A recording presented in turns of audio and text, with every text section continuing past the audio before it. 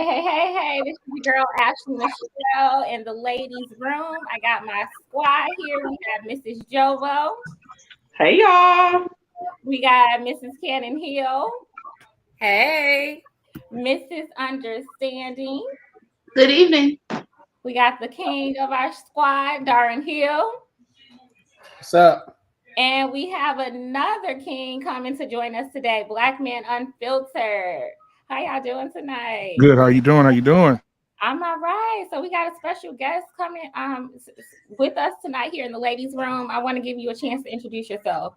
Why don't you tell us a little bit about yourself and what you have going on YouTube? Absolutely. Well, Black Man Unfiltered Network is my channel. I have several shows under that network. We just hit 1,000 subs yesterday. So yeah, we man, that's some work. Woo, that's some work, but we did it. So we'll be celebrating that soon, man. And I'll be sending you guys some invites over to come over and help celebrate that movement. But yeah, we at my on my channel we talk about everything. We have Talk That Talk Tuesday. We have a panel of women and men. We equal it out 4 and 4, or 5 and 5, and we have the discussion. Last Tuesday we did something different. We had a show called Nothing But Women. It was just me and my co-host, which was a guy, but Nothing But Women. And the name of the show was discussing the Black woman with Black women, and that was great. That was a conversation. Just let the women talk, and it was a good one. But yeah, we have that, and then on Friday we have barbershop for the men. For the men come in on Friday, and we just talk about everything, everybody. Yeah. Okay. So yeah, we gotta check that out. Thank you for having me. I appreciate it. All right, thank you for joining us. We will link Black Man Unfiltered's network in the comment section. All right, how y'all feeling? Beautiful. I'm excited about this show. I think we're gonna ruffle some feathers today, but it's okay. All right. Rock the boat. So I'm gonna go ahead and get started. Welcome to the ladies' room. We talk about everything pertaining to women. Relationships, dating, love, children, parenting. We talk about societal issues. We talk about it all here. And of course, men are welcome in the ladies' room. All right. And so our first topic for tonight is, what is femininity, and do Black women have space and opportunity to express it? What is femininity, and do Black women have space and opportunity to express it? And you can take this as broad as you like. You can talk about it in the space of the workplace, in the space of our communities. You can talk about it in our society, in whichever way you like. So who likes to chime in first? You already know how I want to talk about it. I'll kick it off. I definitely think they have space and opportunity to be feminine. It's just they have to I think they have to build their surroundings around it, and be around people that they feel comfortable doing it. Well, they don't have to be, but in order to be comfortable doing it and have the peace that they want when talking about it, I think they have to be very careful of their space when they're doing it, because there's a lot of, unwilling participants wanting to listen to it. And I don't know the mindset behind that, but I think it's great. I love to hear women talk. I love to hear women be feminine. I love to hear women's perspectives on things. That's the time for me to learn, right? Not just learn on how to treat my wife, but learn how to talk to my daughters, my mother, my grandmother, my female friends. So that's all. It's just educational. It's educational time for me. I think a lot of men need to grasp that and take advantage of it, instead of just looking at it as how they can manipulate the woman when they're in those spaces. I think most men do that instead of trying to get the knowledge on how to coexist with the woman. They take that as a way to, like, let me see what she's vulnerable at. Let me see what she likes. Let me see how I can get close to her. I think that's how they use it. And I think women catch on to that very early in the conversation too. You can always tell when the women lose interest and they just start going another way when they start talking about things, and they see the man is really not interested, but the man is trying to act interested in it, and women pick up on that. So so I just think women need to be careful of their space. And a lot of women, I don't think they're too careful with their space. They have all types of toxic energies around them when they're trying to be feminine. Like even the women, they have a lot of masculine women that's not on their level, and then they try to talk about certain things and they can't get to it because they're just not in their circle. Like women need to start building their circle that's a little bit closer to what they want to be and their image. And it happens, but I think sometimes it happens too late because you're the sum of you're the sum of the people you hang around with. So if you're an intellect and you're a feminine woman and you start hanging around all these so-called masculine women or these women that's not talking about what you're talking about, you're eventually going to drift to what they're on instead of growing and getting in line with what you're all about. Okay. So what I hear from you is that there are women who are definitely feminine women, and they have to be careful about what spaces and they invite themselves into, and the people that they're around. Yeah. Right? Okay. All right. I got a follow-up question, but I want to give everybody else a chance to respond. Who likes to go next? Yeah, I'll hop in there if I can.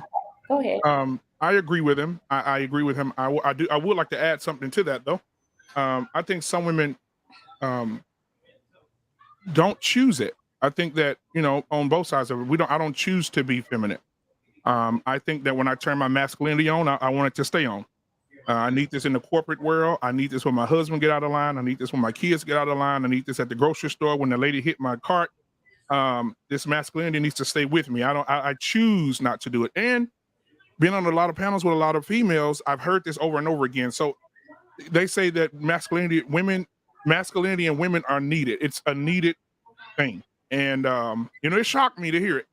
But yeah, I don't think they choose it, but I think the women that do choose it, like I said, I agree with my brother here when he said be around it, because you become what you're around. And so if you're around women that are feminine, that love their children, love their families, see, you could be, and a lot of women don't believe they can be independent and feminine at the same time. A lot of women feel like I gotta be masculine to be independent or masculine to be strong, but you don't have to be. You just got to get around the right people.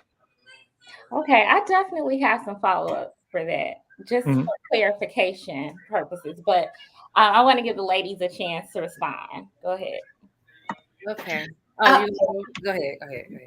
I think it's important to specify exactly what or who we mean or who we supposed to be exuding when we say femininity, because femininity in America is not femininity in places like Thailand, Vietnam. There are so many places in the world where women are engaging in these masculine roles, but that would be the femininity for that area. I think in America, unfortunately, it seems like we're being held to the femininity of white women without half of the resources, the environment, history, all of that. When you hear femininity in America, is you got to be dainty and quiet, and you need to know how to sew, all these fun things.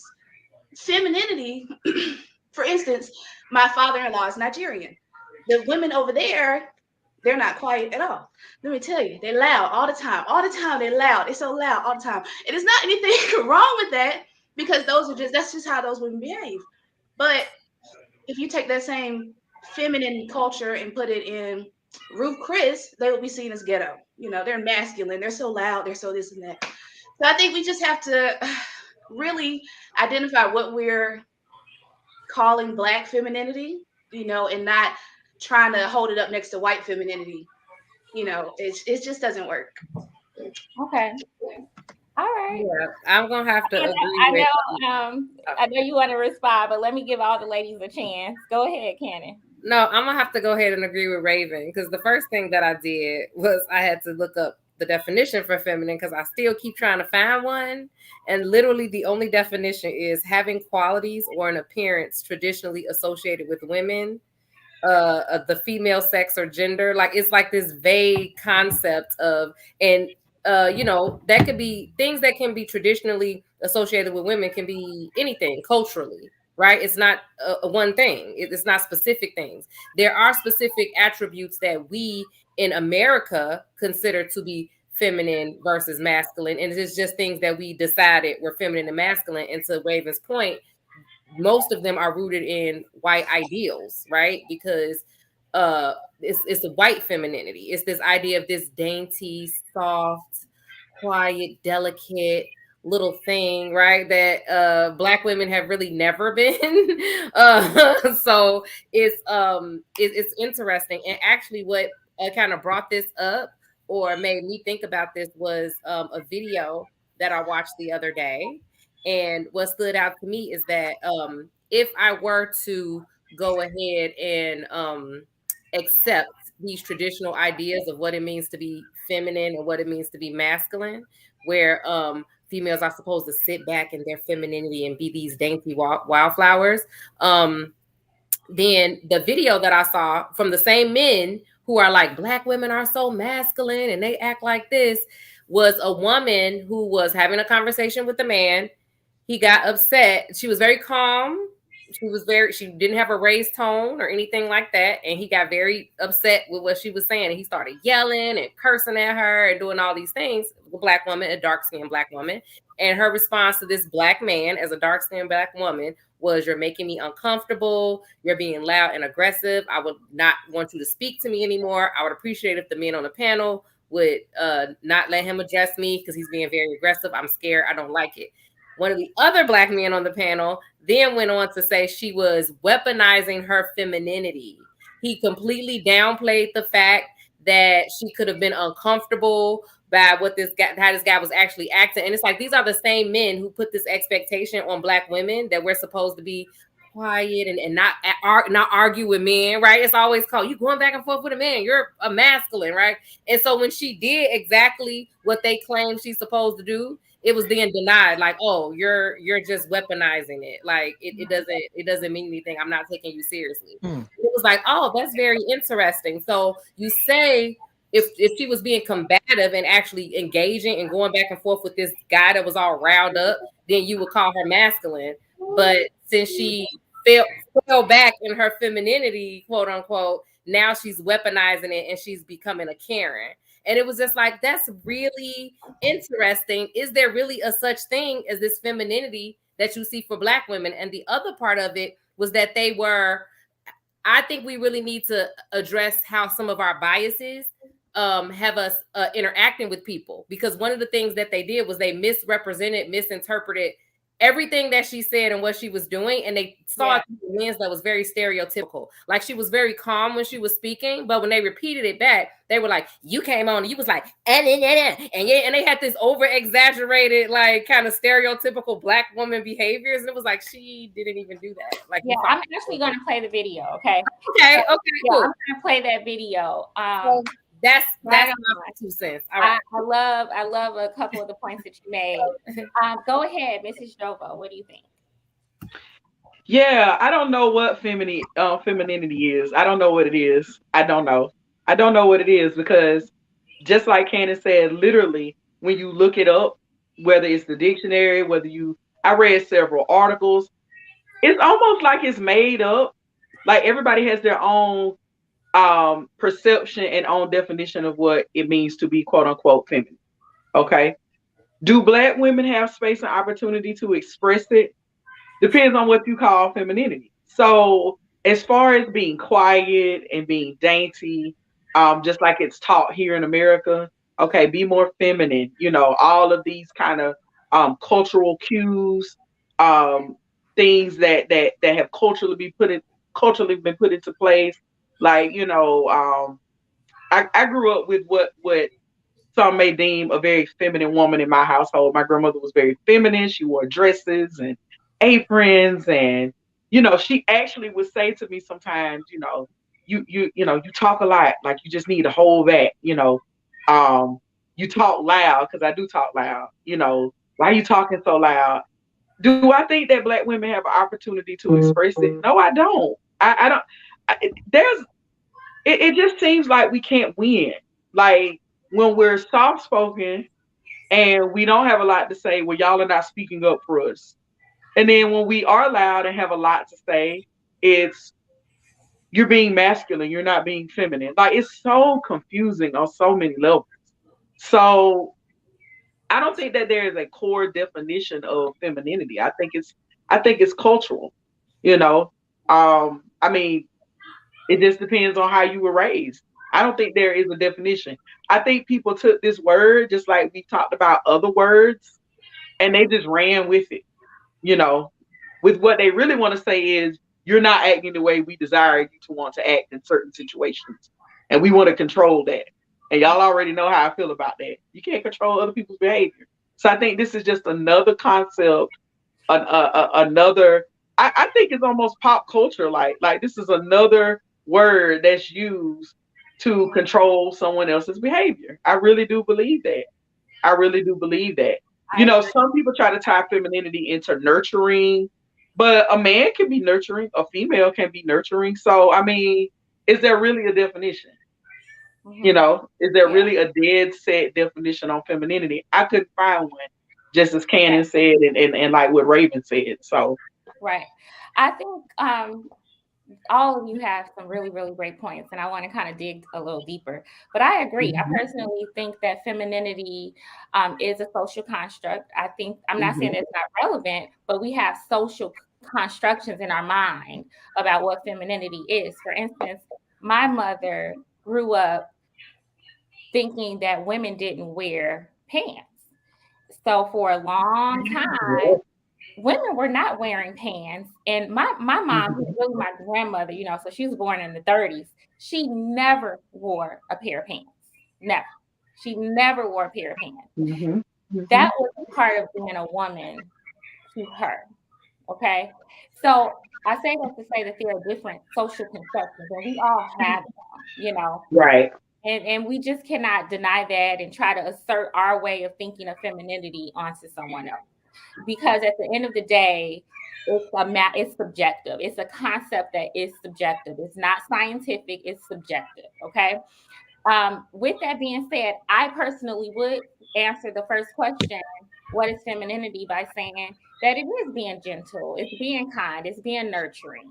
I do believe that that's a part of being feminine, right? I think that men can also be kind, and I don't think that makes them less masculine. Mm. But I do think that generally speaking, if you're talking about femininity, you're talking about those types of characteristics, right? So I agree with that. I like what Cannon brought up about being in certain spaces with men, our brothers, and not being able to truly be that. And it's like, I think that, for instance, I've had a situation like what you just described on the same show. Okay. And personally, I mean, I still think that I behaved in a feminine way. Did I lose my cool a little bit or get a little too invested? I think so. But I didn't disrespect anyone. I didn't. I didn't yell. I didn't curse. I don't curse. So, you know what I mean? Like, I personally think that I remained feminine. But men in the comments were like, oh, she's masculine, she's combative, and she's this and she's that. And it's just comical to me because in my real life, not a soul would say that about me. Not a soul. But I think men do have this a little bit of manipulation in them where it's A like, little, a lot. yeah, it's like, okay, she's not behaving and responding how I think she should be. So Right. I'm gonna label her now as being masculine. It's almost like replacing the B word. But we are so desensitized to the B word. It's been so used and misused and overused that now it's like, okay, we're coming up with something else. So the new word is now, oh, she's masculine. Um, Mm. Yeah. so I like that point that you made, Jovo, and I like the point that you were making, Cannon, about that sometimes Black women, and it's not to play the victim, a lot of times when we come into spaces like these, we are not afforded the opportunity to, as they say, rest in our femininity. I personally know men that I am very, very comfortable with, and I feel like that dainty woman, like around my uncles. I feel like that because that's how they treat me, and they respect me, and I know they care for me. And but I can't say that I feel like that around a lot of our brothers I in think certain situations. And so when people are saying, oh, Black women are masculine, Black women are masculine, I want to ask, like, okay, but do you check the brother who's yelling at the girl down the street because she didn't stop for you? or you cuss somebody out, or you go from 0 to 10, or you're constantly over talking, those things are not welcoming of a woman feeling like she can be vulnerable and gentle and kind and trusting when she's around you. Well, if I could say, the guys that the platform that you guys are talking about, this start with an L. Yes, and we're Okay, going to play a right. short I snippet was of it. I was in the back. I was in the back. I was in the back waiting to come on that one, and I didn't because of that explosion. However, if we go break that down, we had a female. I'm not gonna say her name because I don't have permission to use her platform on here, but she broke the entire video down. She took about an hour and a half, and she broke it down from the time it was birthed to the time it was over. And when he first came in, both of them were wrong, I believe. Let me tell you why. When he came in, and it was funny, but when he came in, she said, "Hey, Carlton," like right out the gate. She called him Carlton. Wow, okay. Right? She was like, "Welcome to the platform, Carlton." And this is what the girl broke down. Now, when I went back and watched it, she was like, "Okay, both of them are wrong, and I'm gonna show you where both of them went wrong." So she said, "Hey, Carlton, get your suspenders out, Carlton. Fix your suspenders." And I'm like, "Oh my God." That wasn't the beginning of it then. Right? So I'm talking when they start conversing, when him Yeah, and that wasn't the beginning. right. So That that wasn't the beginning of when they Yeah. started communicating? yeah, No, when they start it was communicating. 2 segments. When they first started, she addressed him to the brother to the right of the screen. That's when she first addressed him. Mm-hmm. And then when you're right, I agree. And then Yeah, when she yeah, said, and then when he said something, she said, it was funny as hell. But when she Yeah. said Carlton, like I was over here, I was rolling. And so, but it offended him. But anybody know him, CT. He's CT erratic. is very He's animated, not here. Yeah. right? Right. CT is very animated. CT is a show guy. He puts on a show. And he said some things like one day he said on my platform, he said, God made women's hands small enough to hold a mop. Yeah, And the women in the chat went nuts. They ate him up. And I think he likes that. That fuels him. But at the end of the day, he was wrong because when you get in a situation like that and you feel as a man, you feel like a woman's being aggressive with you. I think all men have to learn we want women to sit in their femininity, but we also need to sit in our masculinity as well. So if a woman, even if she was wrong or she said something to you didn't like, or even if you were in any situation, not even that platform, you should be a man about it and be like, okay, cool. And just let it go. But if you're going back and forth, where that comes from is that it's mostly men that were raised to look at auntie and watch how auntie dealt with men and different situations and discord. And when they grow up and they become their aunties, they become their mamas.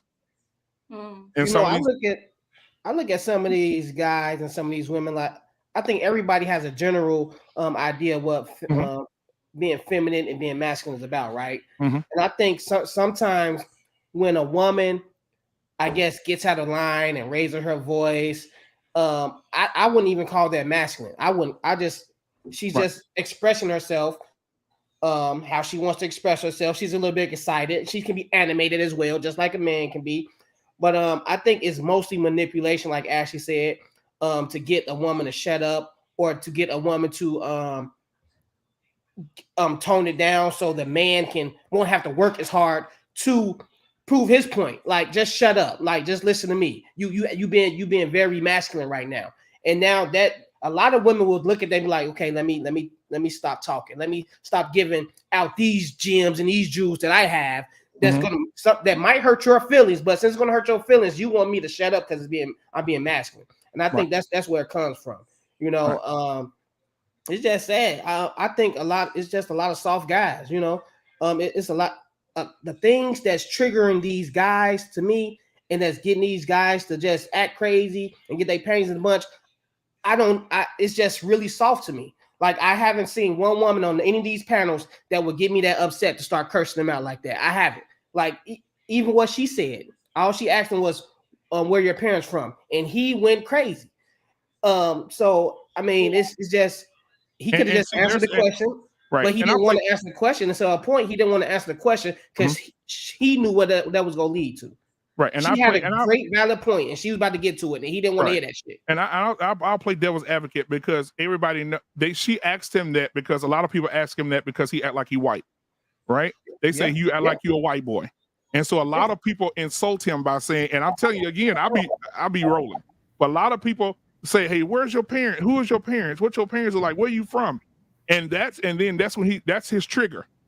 Yeah. Right? When you ask him about his mama, watch how, when you got the video up, watch how aggressive he gets right after she said about your parents. Watch how aggressive she he gets. asked him too, like, where do you think that comes from? Why everybody asked you that question? Like, it was a legit question. Like, she wasn't trying to disrespect him, but she was just trying to get an understanding of the way he thinks. And that's a valid question. Like, where's your parents from? Because that tells a lot.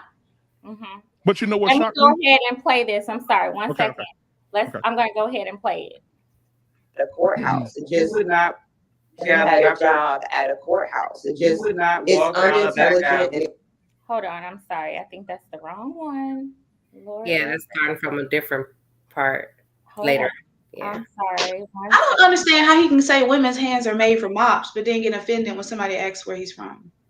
It just, the math is not mathing. You can't be a provocative person and then get upset when people. That's my whole point. Like, these men say whatever they want about women, and as soon as a woman say anything, they get like so disturbed. Like that's kind of like softness to me. I don't understand this soft breed of men right now.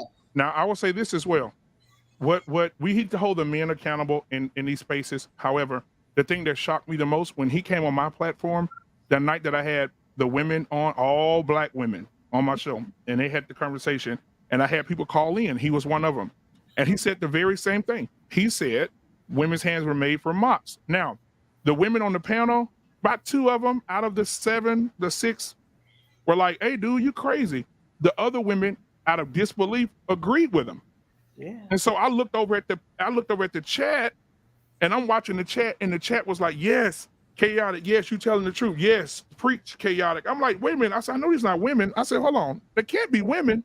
And it was women just agreeing with everything Chaotic said. Yes, you may not like the way he said, but it's true. Women need to get on their posts. Women need to do what they need to do. And these are women. I'm not seeing the men. I was like, the women are just pounding it out. And I was like, wow, I couldn't believe it. Well, I have an interesting take on that. I personally, now I don't believe the whole mock thing, whatever. I'm not entertaining that. I do believe that women should, in the home, that is part of our responsibility. Personally, that's what I embrace anyway. I think every woman has to decide what's right for her, because not every woman's like a domestic woman or traditional or whatever.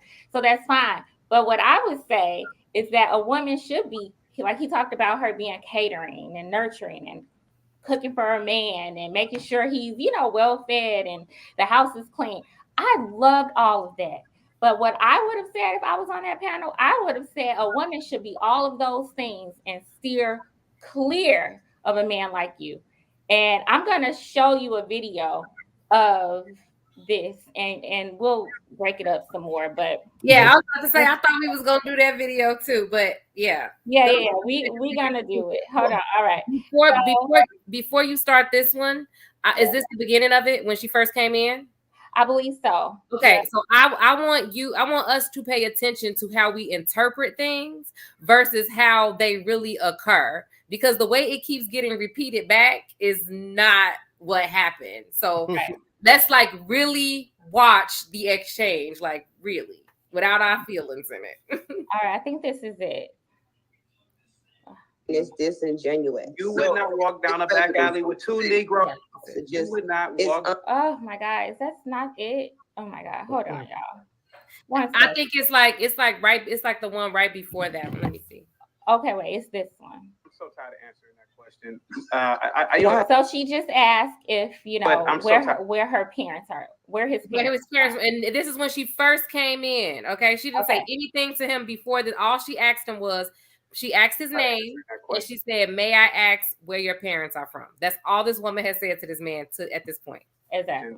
That's a private question. I'm so tired of answering that question, because why are you tired of answering it? I've asked it to you one time. I'm tired of everybody asking me that question. What does that question mean anyway? It means a lot. Okay, I'm just simply asking, what is your background? I don't understand.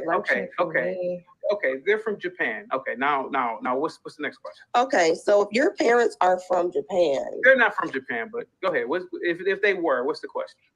Why are you defensive and I've asked you one question. Because I get that question so many times on Black panels. Why do you think that Black people ask you that question?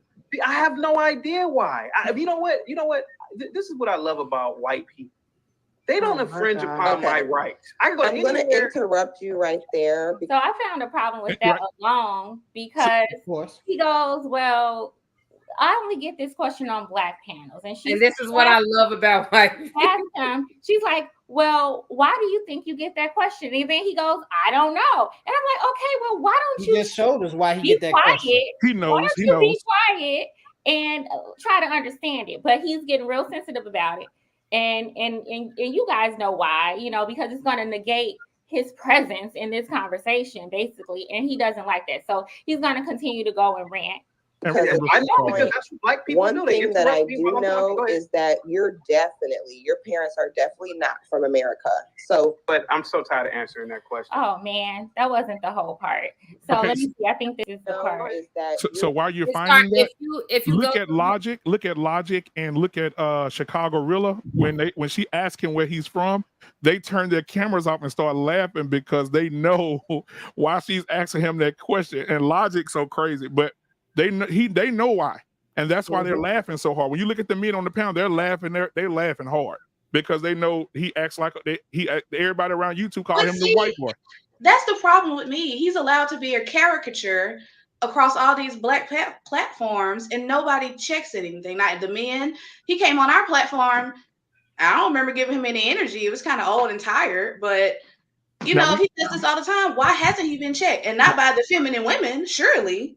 Yeah, he was saying some crazy stuff. Yeah, he wasn't going in like he wasn't. No, he didn't do nearly what he did on this show. I'm saying if he's been bouncing from platform to platform, being a caricature, why haven't any masculine men stay at anything? So they probably just doing it for entertainment, right? So he came on my platform. And I want you guys to go watch it. He came on my platform at the expense of Black women. It's tired. And he got checked. He got checked, and not only did he get checked on my platform, he also got checked on Security Boss. If y'all familiar with Security Boss, he was on her channel about 3 days ago, and she directly checked him directly to his face. So she checked him. He also got checked by me. You know what that noise is? Yes, that's somebody's cell phone's ringing. Somebody's phone is ringing. Okay. But yeah, so go watch on my channel. Go to the one that's the conversation about the Black woman talking about the Black woman with Black women, and go to the end where we had callers come in. We checked them. I'm sorry. The thing is not about checking them. It's who's checking them. The women is checking them. The men sat there and just let him do what he's going to do. On this platform, yeah. On that platform, and I thank you, Unfiltered. What should I call you, Black man? Black man, whatever. I've been called. Yeah. I didn't see that video, but I appreciate if you did that. And I will say I did watch a little bit more of this video, and Rilla did actually check Chaotic Truth. He did, and I love Black men who will do that. I absolutely love it.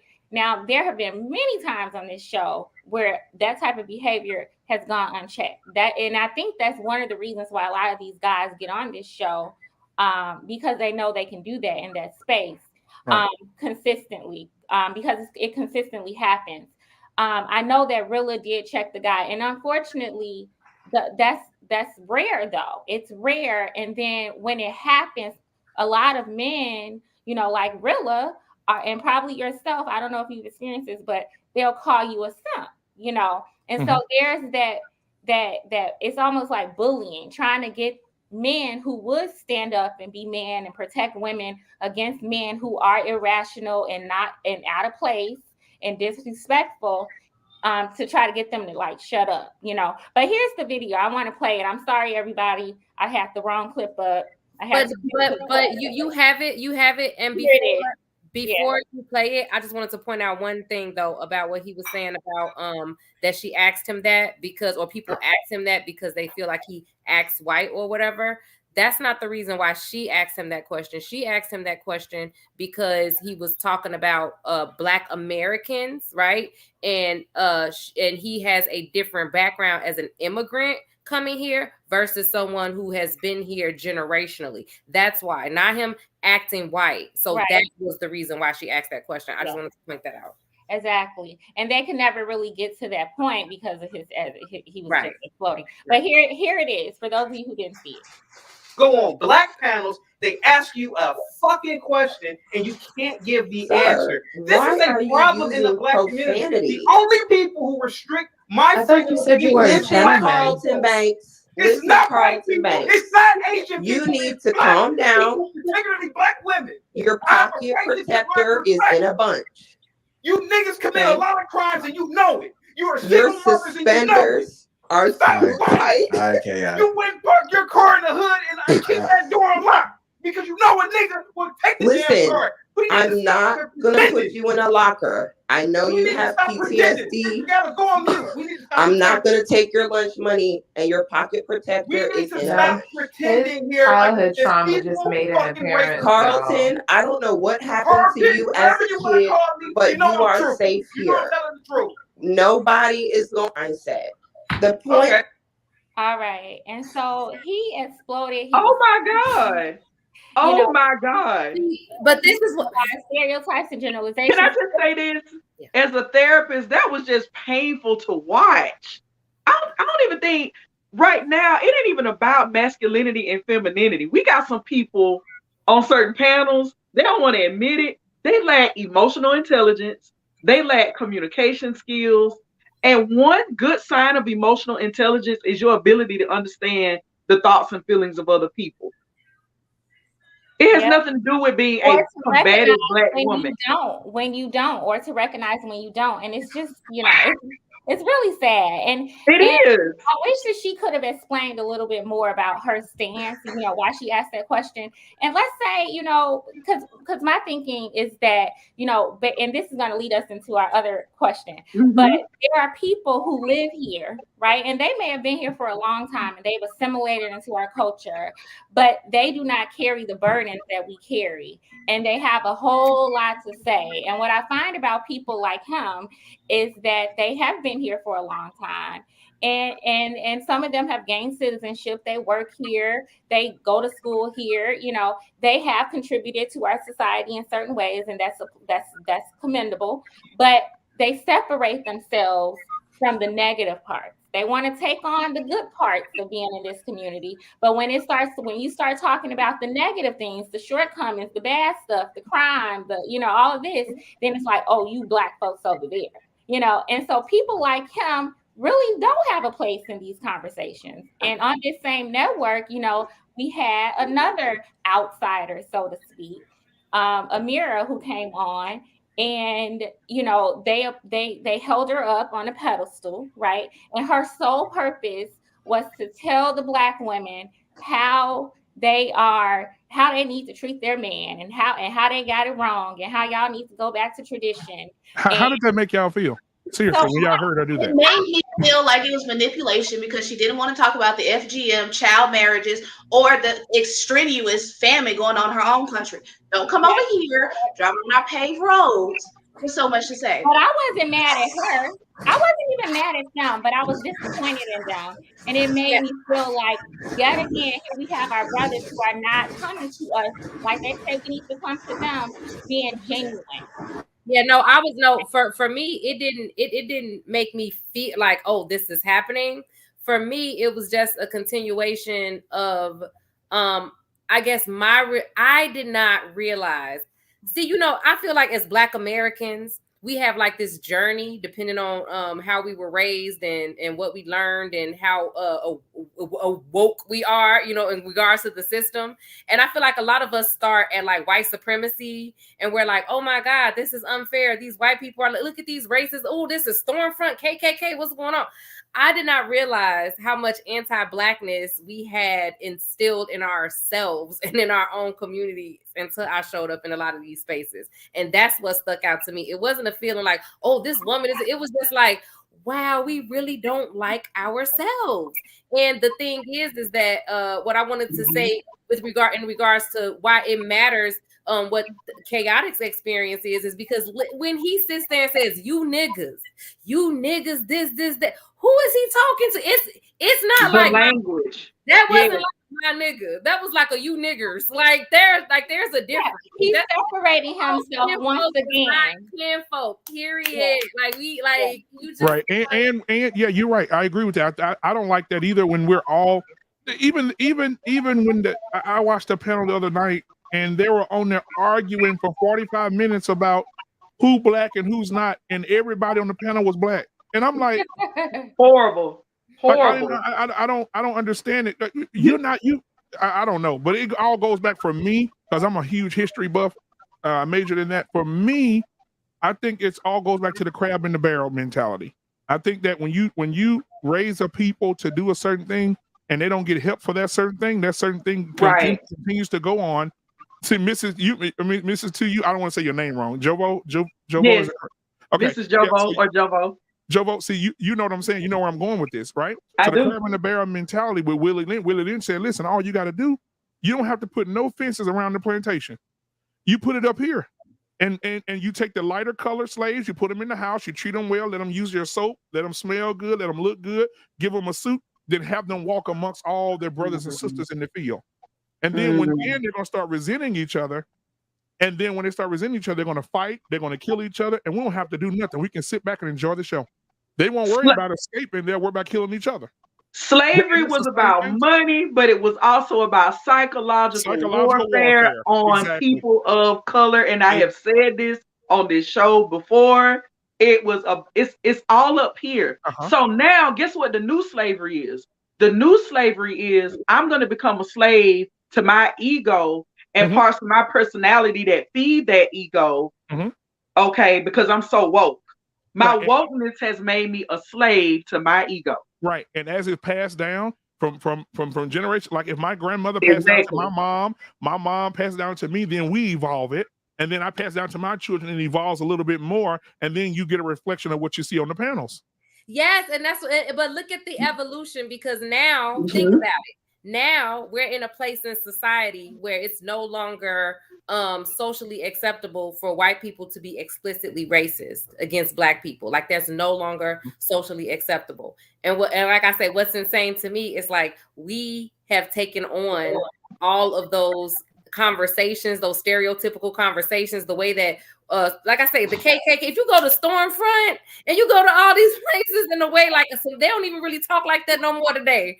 It's like we're talking like that. We're like, and niggers is like this, and they're killing each other and their baby mamas. And I'm just like, what is happening? Like we become racist. Right. It's horrible. They're not using it anymore. You're absolutely correct. Because now what they're doing is they have evolved as well. So you got to understand your oppressor ain't gonna stay the same.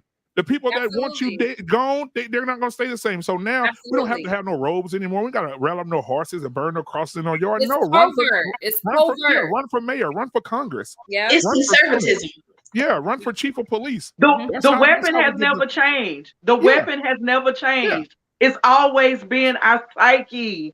It's always been psychological. It's just the fact that we're so miseducated. I'm not going to say uneducated. I'm going to say miseducated. Absolutely. The fact that we're so miseducated that we have lost all of that background, and all we're seeing is the talking points, and we've accepted it. And we're like, yeah, black people are derelicts. Yeah, black people are. It's like, what? Yeah. It's like instead of us actually paying attention to the systemic issues and understanding what's happening, we've now accepted that we're defective, that we are defective, and that we are the problem. Like, and we have to understand everybody ain't gonna go, because as you know, Nat Turner went on a rage. He took out 75 of his oppressors in one day, and it took one black person to go tell Master. He missed Master so much. Master, I left. I'm sorry, but I can tell you where to get him at and where to take him out at. Right? Yeah. And so I can't stand these niggas. Right. And you know what? Everybody can't go. Yeah. Everybody can't be a part of that community. You have some people, and a lot of people drugged me the other day. What's the new judge they just put in office? I mean, in the Supreme Court?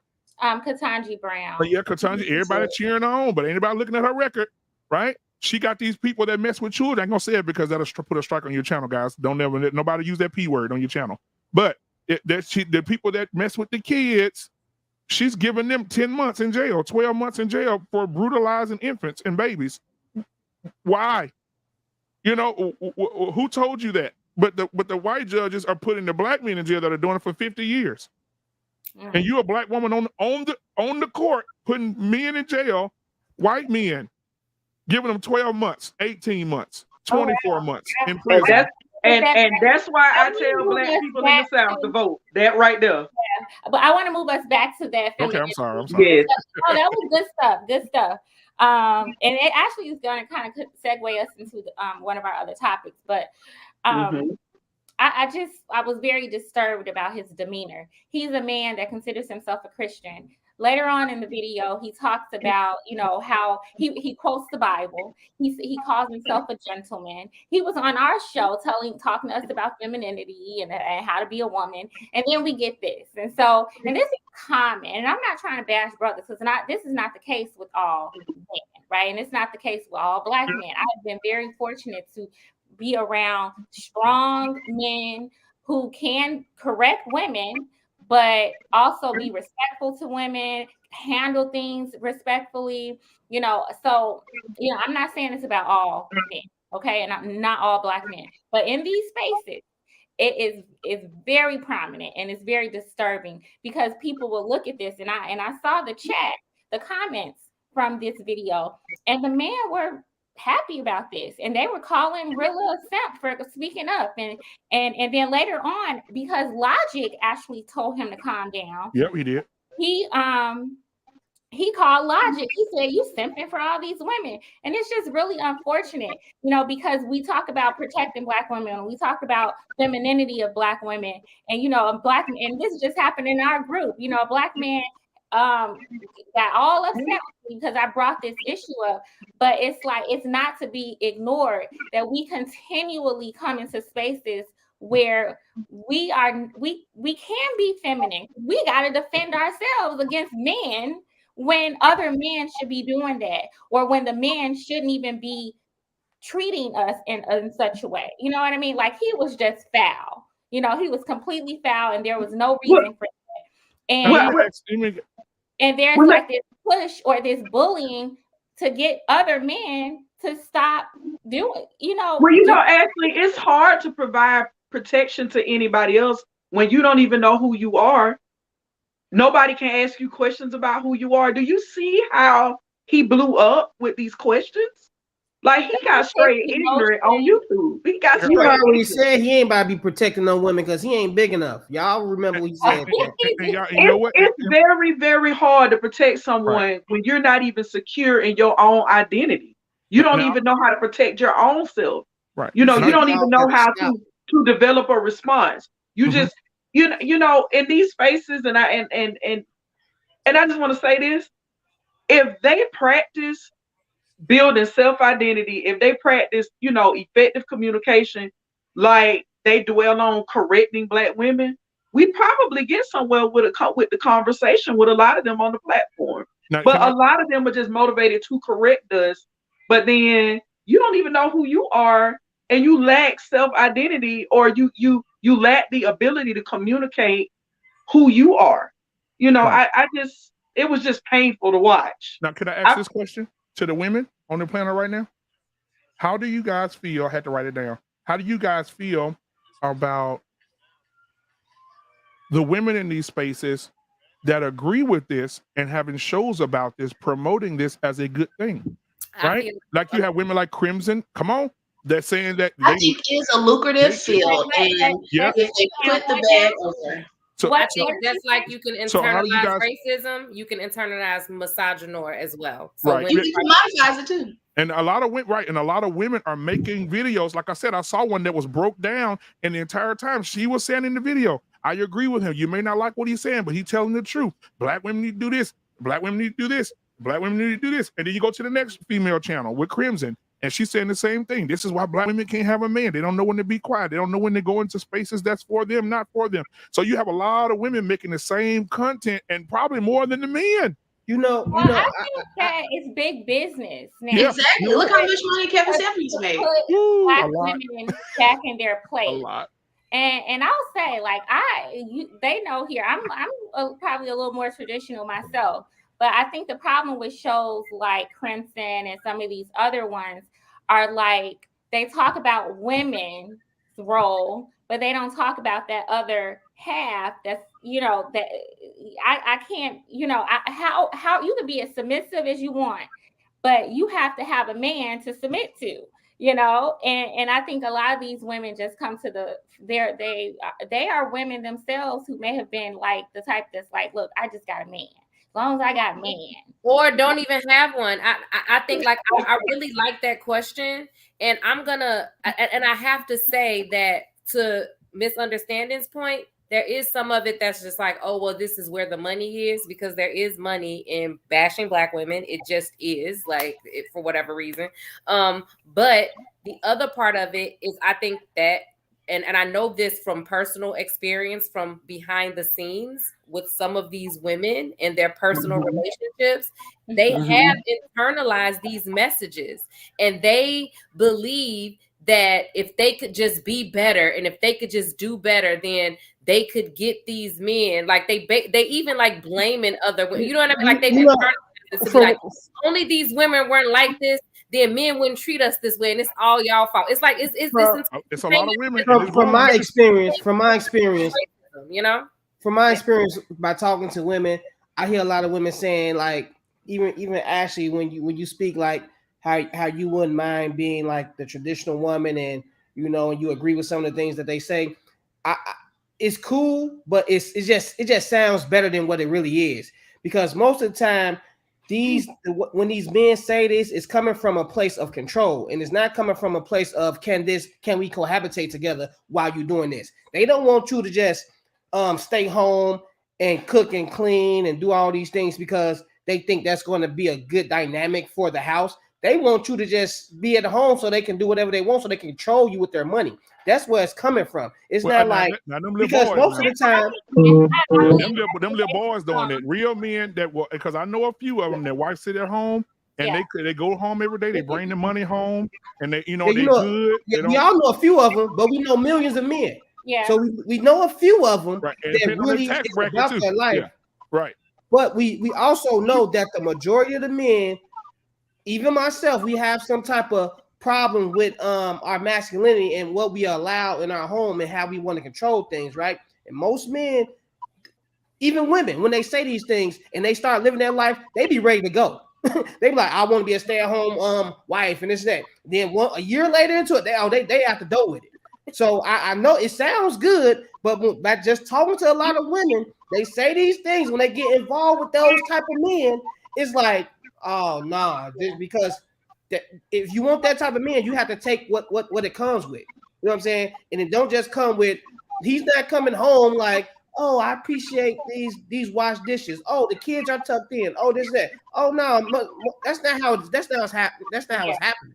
You know I feel you, Darwin. I see that in a lot of these men in these spaces. That's why it really gets on my nerves, because it's like they're feeding a lot of poison. Because you know the saying, a broken clock can be right twice a day or something like that. Right. Like they can say a little bit of truth, but there's a whole lot of just misinformation and untruth and a lot of toxic ideas going on. So that's why I think it's very problematic, and that's why it's important to address these things, because there are women and there are other men and young boys listening to this thinking that this is the way, when there are a lot of narcissistic men or men who in some way outside of their relationships feel inept, and they have these certain ideologies, but like I was saying, they kind of understand the woman's role, but they don't understand their role. Because when I grew up in the South. I grew up in the South. I don't know if anybody from the South.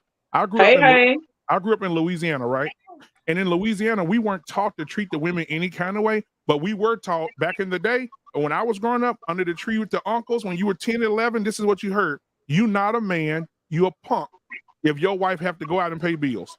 If your wife have to pay bills, you ain't no man. I'm just saying, right? If your wife have to pay a car note, she have to pay insurance, you ain't no man. Those men used to tell you, your wife paid what? Oh, y'all, you ain't no man.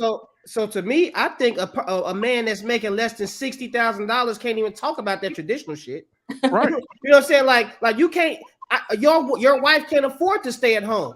Right, because you can't afford to pay all the bills, making $30,000. So you can't talk about traditional stuff, and that woman would be a fool to even follow you with their traditional outlook on how they're gonna live, right? Because you have to have some type of logic too. You know, it's a front. It's a front. Exactly. It's a front because it's so many of them in these spaces. They got low self-esteem. What's the number one definition of low self-esteem? The heavy self-criticism. And now it's carrying over into these sisters who have these channels where basically I'm about to bash you who looks like me. You know why it's easy for me to do that? Because I don't like myself. I don't like myself. Right. I don't like myself. But I also think perfectionism, that self-demanding of these unrealistic expectations, that floating hostility. They always on the edge, ready to be mad at somebody about something that you really see in yourself. You know, black women ratchet. No, what you really saying is, because I got these kids everywhere and they ain't settled down yet and I'm still making $35,000 a year, or I'm living with a relative. That's what you really want to say is, I don't really feel great about myself. So now, because I don't want to say that, because again, okay, now I'm this woke creature and I'm feeding my ego. I'm going to verbalize it in a way where it says something wrong with you, something wrong with you, something wrong with you. And you looking like a fool because everybody that you just pointed out are people that look like you. It's a self-esteem issue. But you know what? The tax bracket didn't change, Darwin. Darwin said you're not making $60,000. The middle class is at $60,000. You're still considered low class. Right we now, talk about that. No, that's why I want to know. But that's why I want to ask you a question about what you said, though, right? Yeah. You said the uncles, took you all and told y'all not a man unless you paying all the bills and all these other things. Mm-hmm. Do you think that can? Hey, what tree was you under? I need to be under that tree because my uncle didn't tell me that shit. That tree was at my house too. It was right on the side. But when it comes to these ideas, right, of how we have subconscious ideas and how they manifest themselves on how we interact with each other, what do you think that does, right, for boys like you who were told that, who grow up in this economy and can't afford to, but you're told that you're not a man unless you are doing that? Then how do you find your footing as a man if you've tied your idea of being a man to being one who can provide that experience that most men in this economy cannot? So how do you think that impacts? We let me tell you, and it's not sexy. We work ourselves to damn death. We work out. I'm telling you, the neglect self. We neglect self. That's and it perpetuates other problems. And that's why we die early, right? Because when you're raised up that way, come on, Joey. She know me. Look, I like you. So look, I just had this conversation with a client of mine. Had this conversation with somebody who broke off an engagement. What I'm saying is, what does that do to the relationship dynamic? No, it makes them very bitter and very resentful towards that woman that they want to provide for it and that they can't. Because but no, I think it's a different though. I think it's no. I'm gonna tell you from seeing it in our space with the guys that I grew up with. They don't resent their wife. They're ashamed to be around. They're ashamed of themselves, and they don't even want to go be around their wife. They're ashamed of themselves. I don't even want to go be in the bed with my wife because I don't deserve to be there because I ain't making the money. I don't want to even go in there and touch my wife because she don't deserve to be touched by a nigga that ain't got no bread. But when their wife steps up like a wife's supposed to do and starts making that money, starts providing, helping out, they can't accept that. No, they can't because they broke them. That break them. They break them for sure. Yeah, that breaks them for sure. Absolutely. And I guess that's kind of what I say about the dynamic. They say black women not loyal though, but it's crazy. But that's why I think that the dynamic when it comes to these like strict ideas of gender roles and what it means to be a man and what it means to be a woman, I think that right there, what you just pointed out, therein lies the issue when it can become problematic. Because I feel like what we are seeing in these spaces is the men who have tied their identity and their value to that idea of being a man, and then they can't. So what do? They tie their identity being a man to who they can have sex with, who they could sleep with, sleeping around, doing this stuff. That makes them the man now. And like what Ms. Jovo says, they can't, they don't have any intellectual intelligence. They don't know another way. No one has taught them another way to be an asset to their family besides making money. And to be a man, right.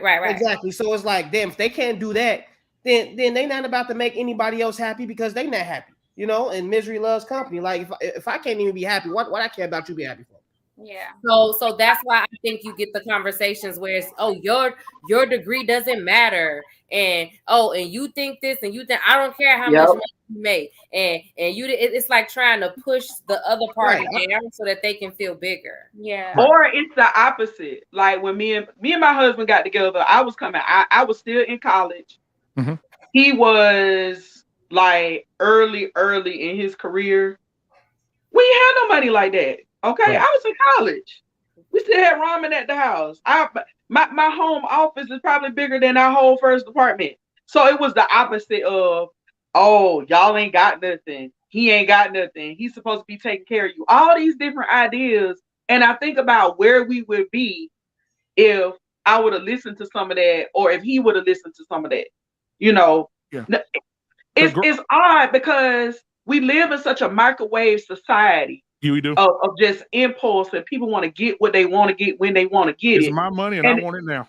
Right. And it's like the whole, okay, what happened to building with a person? Right. What happened to you all sitting down, setting some goals, and creating an action plan to build? Because I don't know about y'all, but the marriages that are making it, these are the people who are making it. The people who sit down and talk about goals, and they do contrasts and comparisons of what they want to work towards, not just as a couple, but as individuals. Right. Like, and that's and why Kenny makes a great point. It's on the extreme ends. There's no middle ground. Like it's either he need to provide for me and he need this and she need to do this or that, or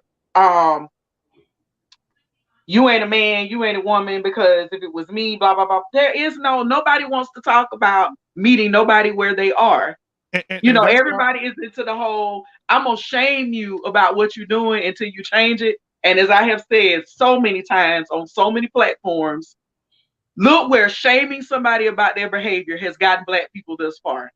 Look where we at. And that's why I like to sit under the tree with the older people, because my grandmother would sit and tell us as kids during Christmas or during Thanksgiving or any other get together. She would tell the young ladies, "Hey, listen, when I met your grandfather, he was picking cotton 30 cents a bag. I was doing nothing when we met. We got together.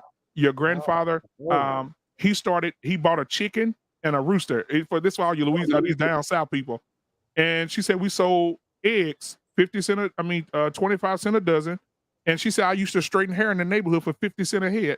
And that's how we made money. She said, and she might have mopped the floor and did some laundry like my grandma did. My point exactly. And then my grandfather transitioned and found a great job working on the pipeline, which lasted a 39-year career. Like my grandmama did. Yeah, 39 years on the pipeline. And my grandmother said, your grandfather used to send me, he'll get $1,500 a week. He would send me the entire check and he would only keep $10. And my grandmother invested that money. Now, guess what? They were married for 63 years. He passed away about 8 years ago. Now my grandmother has rental properties. She has a deer lease. She did a deer lease to these white people for 10 years. My grandma was sitting down just making money sleep while she sleep, because she took the money that he sent her and she invested it in different things while he was out on the road working on the pipeline. Yeah. Right. And so they had something to lay back on. And I love that because, in these spaces, I hear a lot of times men say, what we don't need your insight. I don't need, a smart woman. I just need you cook and clean. Like I was on this show, the same show, LaPeef show, and they had asked the question, what do you bring to the table? Right. And it's always an ill-intended question, because no matter what you say, it's not going to be enough. Right. It's never going to be enough. Right. But one of the things of many things that I said was insight. And so they went in on me like, she don't even know what a man wants. And she, what man says he wants a woman with insight? But the truth of the matter is, I find that older men and some wiser, younger men do pay attention to a woman's mind. Because then there's this quote that's floating around the internet that Denzel Washington said, a woman's mind will raise your children. So that her mind is important. And then I was talking to my dad and he was explaining to me, I was telling him about some of these crazy guys on YouTube. And he was like, no, I want me a smart woman that can do some stuff, because I'm not always going to be around. And if you're married to somebody, you're gonna go through different situations. Men get sicker before they a lot of times they get sick, and they need their wives to care for them.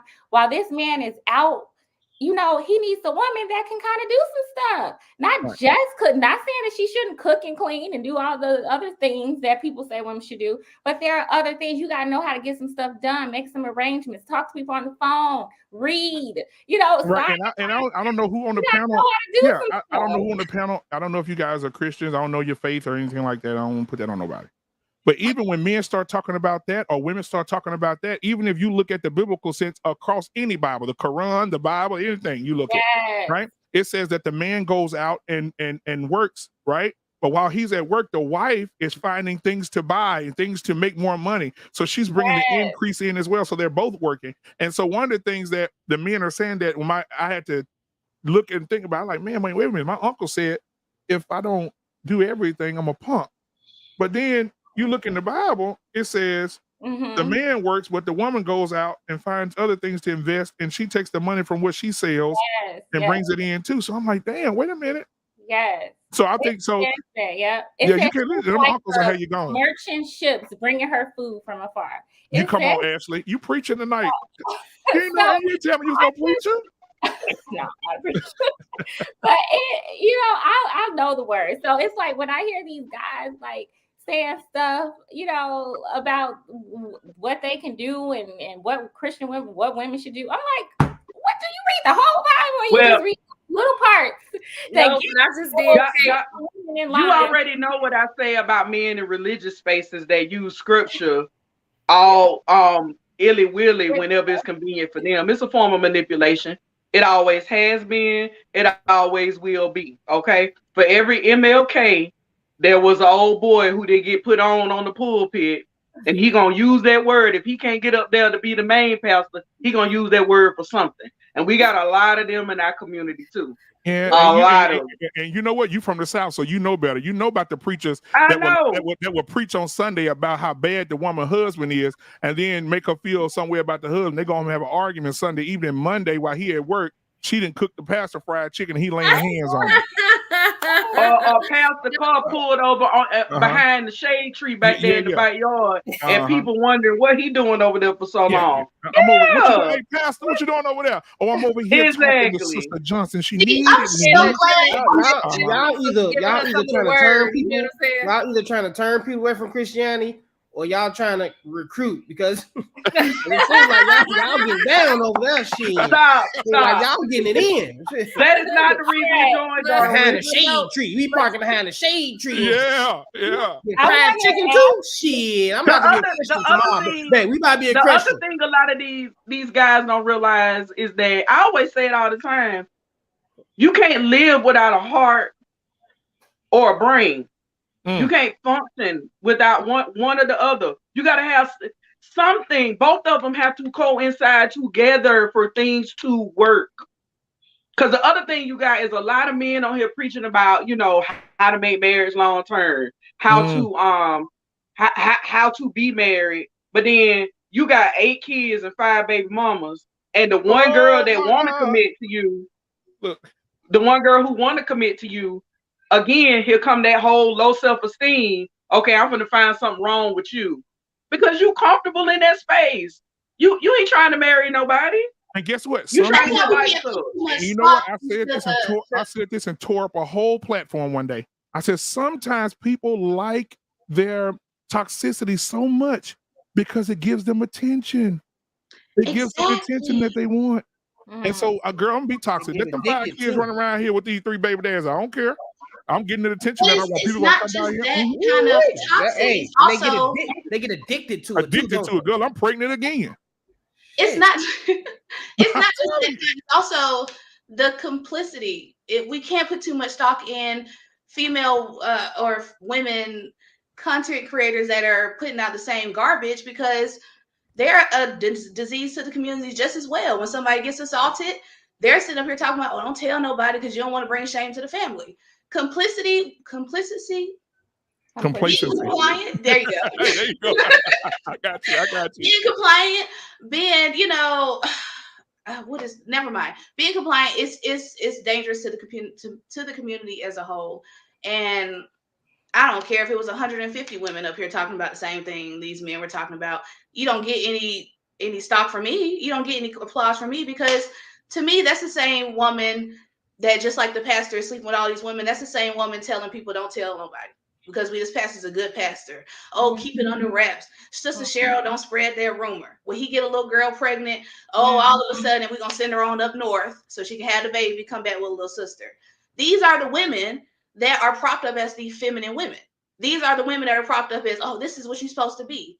When we watched the whole video with Kevin Samuels and he said, oh, you should tell your daughter that's your daddy if he said that somebody would have assaulted her. The feminine woman is someone that complies with that.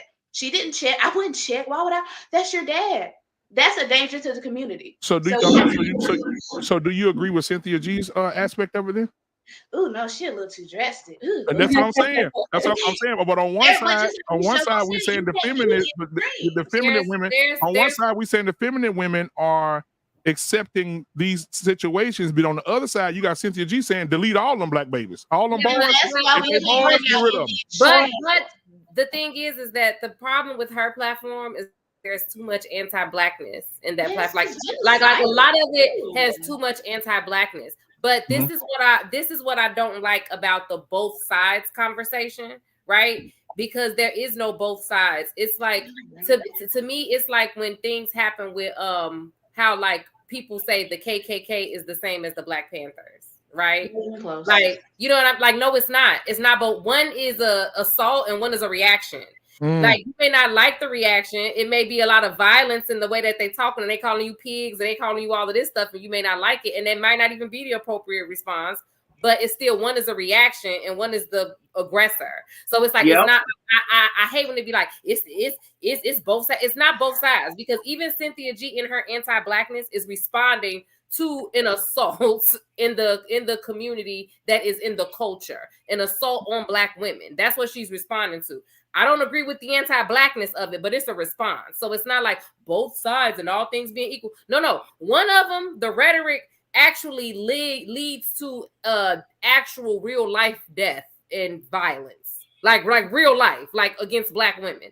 The other one, I haven't seen it lead to that. I don't like it though. You know what I mean? Like, I don't like it because it is anti-Black, and to me, it does promote a lot of those same stereotypes. So I don't like it. But I can't say like she's saying this stuff and all of a sudden women just going out and like busting me upside the head. Like, no, that's not happening. But on the other hand, a lot of this rhetoric on the other side, women are actually being deleted because of those mindsets and because of that radicalization. Like, and those babies. Subway in New York and did that from being radicalized. Right. You don't see Cynthia G's people going out shooting up people on the subway. You just don't. But you do see in the comments, though. In the comments, she asked in the comment. One of the ladies in the comments said, I'm so glad you said this. I was thinking the same thing, but you're saying what I'm thinking, and I'm pregnant right now, and I find out in a week what I'm having. If it's a boy, what do I do? Somebody replied and said, oh, well, here's my email. If it's a boy, we can help you with that.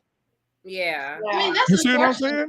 That's one child versus 26. But we don't know how many. I don't even think it's worth comparing, because if it's damage done, it's damage done. So I get what you all are saying. I don't think Cynthia G is as impactful as a lot of these other Black manosphere spaces. I completely agree with that. And I think a lot of them need to be silenced. Okay. But Cynthia G has her own set of damage too. That's one Cynthia G. Yeah, that's what I mean. It's a lot of anti-Blackness. Like, it's not beneficial. I still want there. I have a few comments from the chat. Before you do that, my show is about to start in about 10 minutes. So guys, it has been a pleasure being on the platform with you guys. I would love to come back if you allow it. And if you guys are not doing anything after this, we're talking about tonight, abuse versus discipline. So yeah, and we got a guy that's over that. We have a guy that's coming in tonight. He's the CEO of Premise House, and he deals with girls that have been trafficked, little boys. Like, he deals with this every day. And so he's on tonight. So if you guys are not busy after you guys finish, come on over and even come up on the platform. I'll put the link in the back and let you guys come up and voice your opinion. Thank you so much. Much love. Have a good night. Thank you guys, man. Y'all have a good night. Thank you. There are a few there are a few comments. Someone says that Brianna E says the women don't have to work if you make enough, and there are men who make enough. And then earlier she said, you have to live within your means. It can be done. She also said something about she doesn't like how it's looked down upon for women to stay at home. Now, I did want to say, I don't think any of us are articulating that it's bad for women to stay home or that women who stay home are lazy or they're not feminine. I don't think that. Now, there are a lot of men out here who will try to push that rhetoric, but, you know, we already talked about the manipulation behind some of that, right? However, and it's okay for a man to prefer a woman to work home if he can't afford that. But, you know, we did address sometimes, exactly. We did address that the narrative that women who work outside of the home are so masculine is stemming from a place of ineptness. Like people, men and who feel inept because they cannot provide, and or from a sense of like wanting control over a woman, you know, because for some men, all the leverage they have is money. And if you take away money, then they don't have much leverage. So that's why they fight so hard for that. And then it's like for the man who can't provide that type of space where a woman is working home, and women are out here, you know, making money on their own and doing very well. It's like, oh, you masculine. So we're just speaking to that. We're not saying that women who choose to work at home or men who want their wives to work at home and they can afford it are like horrible. Like whatever works for your people family. need to like who like them. Yeah. Shit. No, just like on I was watching Themis and Thoughts channel earlier, and he was doing commentary on Fresh and Fit, one of their interviews that they just had. And what Fit was specifically saying was men have to lie because women won't accept that they need to sleep with multiple women. So men have to lie about it. And that the advice is that men level up so that they make so much money that the woman is basically, you know, going to stay with them while they cheat because they have a lot of money. Well, all these men is leveling up to do that. Where's this? Why don't they just get into a polygamous relationship? You can be because they don't want to be with who they want to be with the woman they can't have. This is they want to do these things with the woman they can't have. They need to go and get their little almost homeless woman, be about 2 of them, and then they can have their little 3 wives. But they want to get these nice, respectable women and try to make them share. Like, that's not about to happen, bro. The good women don't have to share, and they not about to share. So go get the women that has to share. But you don't want them. You want to try to contaminate the good women and try to make them abide by these retarded rules that you got. They're not going for that, bro. You know what I'm saying? So you just got to go get your little, you know, halfway homeless woman that's at the Greyhound bus station looking for a place to stay. Get about 3 of them, and then you got your 3 wives. I just said contaminate. It's amazing. Halfway house. What is this? 3 halfway homeless women? It's a halfway house. It's amazing how people want things from other people that they don't even do for themselves. Like, it's amazing to me. It's almost a sickness. It's an illness. They got all these list of requirements about she need to be submissive. Number 1, most of them don't even know what they mean. Number 2, she needs to either make a certain amount of money or she need to stay home, and this is what I want her to do when she stay home. Meanwhile, like I mentioned earlier, they either living with somebody, a relative, or they living with a woman that they've been living with for the longest and stringing her along. Okay, ain't put a ring on it or nothing. Okay, or if they do live by themselves, they don't even know how to maintain where they live by themselves. Clothes everywhere, food everywhere. You know, because you spend all your time on YouTube telling women or men that look like you what they need to be doing. When you don't even do the self-work. It's amazing how people want stuff from people they don't give to themselves. Amazing. I joke around with my guys all the time, like, I can go get me another wife. Shit, my wife is not going. Since that's not happening, I can't. You can't tell a woman like that, hey, you about to have a sister wife and you got to share and this and that. Like, it's just not happening. You know what I'm saying? So, yeah. And I'm not about to be no brother husband neither. You almost said that like you was sad about it. I be telling my friends all the time, my wife she ain't letting me get a second wife. I mean, I think every man would want like 2 wives, 2 or 3 wives. That's like, but hey, shit, just not happening. My brother, like, I don't want no 2 wives.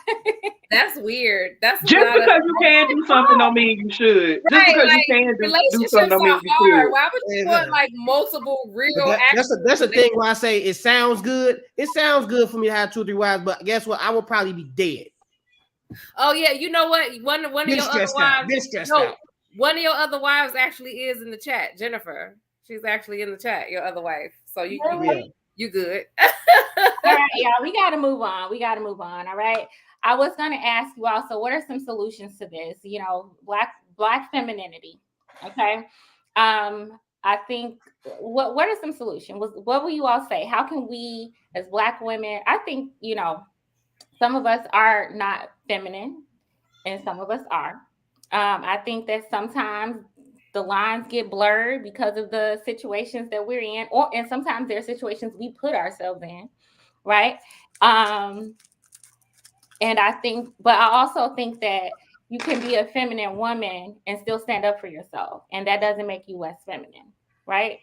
So, what would you all say? Like, what's your takeaway?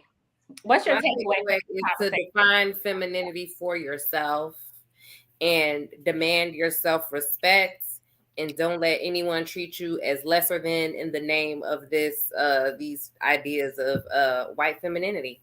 That's defining for yourself. Okay, I like that. I would say be strategic about where you place your energy at, and where you won't have to worry about all of that, right? You can be in atmospheres that allow you to be you, and you can be in atmospheres that won't. And if you find yourself in an atmosphere that won't allow you to be you, just remove yourself. You know, it's just that simple. Like if you can't be who you want to be in certain places, then just don't even deal with it. And if you know what I'm saying, because most of the time people do stuff out of just entertainment. You know what I'm saying? Like if you want to entertain yourself and you want to go on these platforms or go on these places and stuff like that just to be entertained, then yeah, but you have to still worry about your mental health while you're doing it too, right? Because you get in these atmospheres and then they start talking to you crazy and putting you in a position where you not comfortable. And if you keep on doing it, then you know some of that stuff's gonna rub off on you. You know, you might just get a little bit of that low self-esteem from hearing those things so much, and then you might get tempted to act on them. Like, you know what? Let me try acting like they want me to act to see. You know, like you don't want to be doing that. We too old to be trying to, you know what I'm saying, do what people want us to do and trying to alter our characteristics to fit into some box. But so just be a little bit mindful about where you place your energy at. All righty. I like that. Good stuff, y'all. All right. For those of you who just joined, welcome to the ladies' room. We talk about everything pertaining to women, dating, marriage, love, sex, children, career and finance, mental health. We talk about it all right here in the ladies' room. Brother, husband, sister, wives. Brother, husband. I'm gonna use that one. All right. So we have a few different discussions going on here. So I guess I'll the next one will be this: who is invited to the cookout? Who is invited to the cookout? So we touched on this a little bit from the last conversation. And basically, for those of you who don't know, this is referring to, basically it's asking what people should be allowed to and invited to discuss issues about Black people with Black people. So who's invited to our cookout? So I think that it has to be people that, for one thing, I think that it has to be people who share our experience. I think that that's super important. It doesn't mean that they have to share our ideas or our, takeaways from it, but they do need to share our experience, because I'm going to give someone, like if I've been through something with somebody, and just because they take away something that I disagree with from the experience, I'm still going to respect it more because we both went through the experience.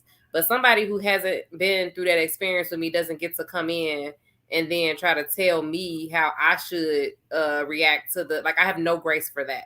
No grace at all. So going back to kind of what we were touching on with the last video, And basically the point that she was trying to make, I totally agree. There is a different experience for immigrants who come here that are Black. Many of them don't even consider themselves Black. Like Black is something that's even new, right? Like that's a new term that politically that we've been considering ourselves as Black.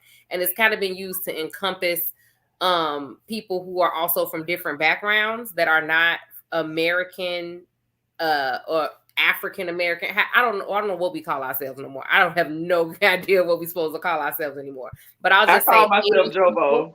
I'll just say American descendants of slavery, right?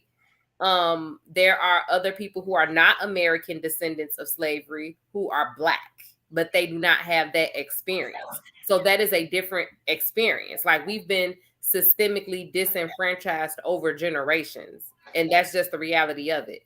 Now, what that means or what the solution is or how much responsibility we have, I feel like those are discussions for us to have. Those are not discussions for somebody else who is not an American descendant of slaves to come in and try to tell us, well, you do this way and you do that way. You have no clue. But somebody who is, I have a lot more respect for their opinion. It could be different than mine, but I respect it because you still came from the same experience. But I think those are the people who are invited to the cookout. If you don't have the same experience, then you just need to sit quietly and just listen. Okay. Now, is there room for you to learn from other cultures? Do you make room for yourself on individual levels to learn from other cultures? Yeah, absolutely. And that's what I mean. Like that's my decision to make. Okay. All right. What do you think, Darren? What do you think? Everybody's invited. Everybody. I mean, so what if I had a white guy come onto the panel to talk about some of our issues? What would he add? And he would add the I want to know what people on the outside are thinking, right? It's not I'm not trying to change nobody's mind about something, trying to persuade them to or to think like me, but I just want to hear like how far people's mind will take them, like how ridiculous it can be, or if they have something positive to say. You never know, so I don't never disregard what anybody's saying until they get to the point where it's being just ignorant and disrespectful. But I will listen to anybody. Everybody has good things to say, even if it's bad things to say. It's something to take away from every and anything people say and do. You know what I'm saying? It just depends on how you take it and what you take from it. You can take a negative statement and turn it into something positive on how you react to it and on how you continue to go about your life. So I've been in situations where I haven't been comfortable hearing things or comfortable when people are doing things, but I took something from it. Now I know for the next experience, and you can kind of like gauge things better when you let different people in and hear different perspectives. You can gauge things better in the future. Where conversations can take you and what a conversation can't take. It's just like a fight. Like if you never been punched, you can't get into a fight like, oh, we're gonna do everything except for punch because I don't want to be punched. And then you get into a fight and no one's respecting no rules. Then you get punched. You don't know how it feels. Like I want to hear the white person say all these things or what they got to say. I want to hear it so I can know how to, channel it. You know what I'm saying? So that's just me. Okay. I like some of the comments. Titanium says, "No, you are not invited if you don't season chicken and you use raisins in your potato salad." And then he also says, individually, anyone can come if they are willing to learn as well as share. Culture is something that's supposed to be shared. Okay. All right. What do you think, Mrs. Understanding? Sorry, I thought I unmuted myself. I think that certain aspects of culture are to be shared, and I think every culture has a bit that they're willing to share. You look at Indian culture, they have some things they're willing to share, but I'm pretty sure they're not out here sharing everything. I'm pretty sure they're not telling everybody, if you like our food, you can come to our cookout, because that's not how that works. Because for the same reason that Cannon mentioned, you've never had to walk in our Indian shoes. You never had to walk in our Japanese shoes, whatever the prospective country is. You've never had to live there. Your family never came from there. You can give, to Darwin's point, you can give all around good advice.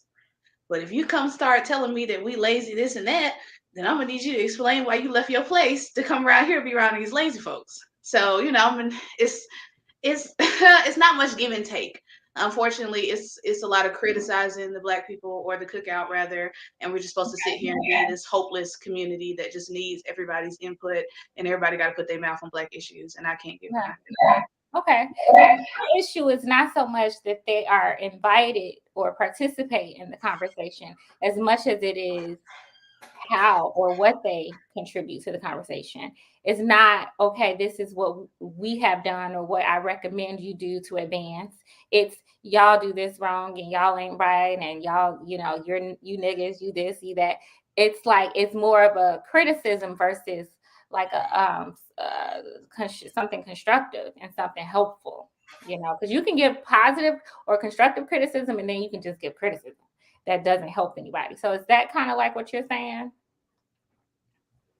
Basically, because I don't mind, like Darwin said, I don't mind getting financial advice from certain people, that are non-Black, because they tend to have more access to financial literature, or their people had it. Because I know for some older Black people, they weren't allowed to read, even, up until recently. So reading and financial literacy wasn't something high on their list. So, if there is an Asian guy doing a podcast about financial literacy, I'm down for listening. But once it turns into you Black women need to stop being single mothers, then, that's where things start to turn left.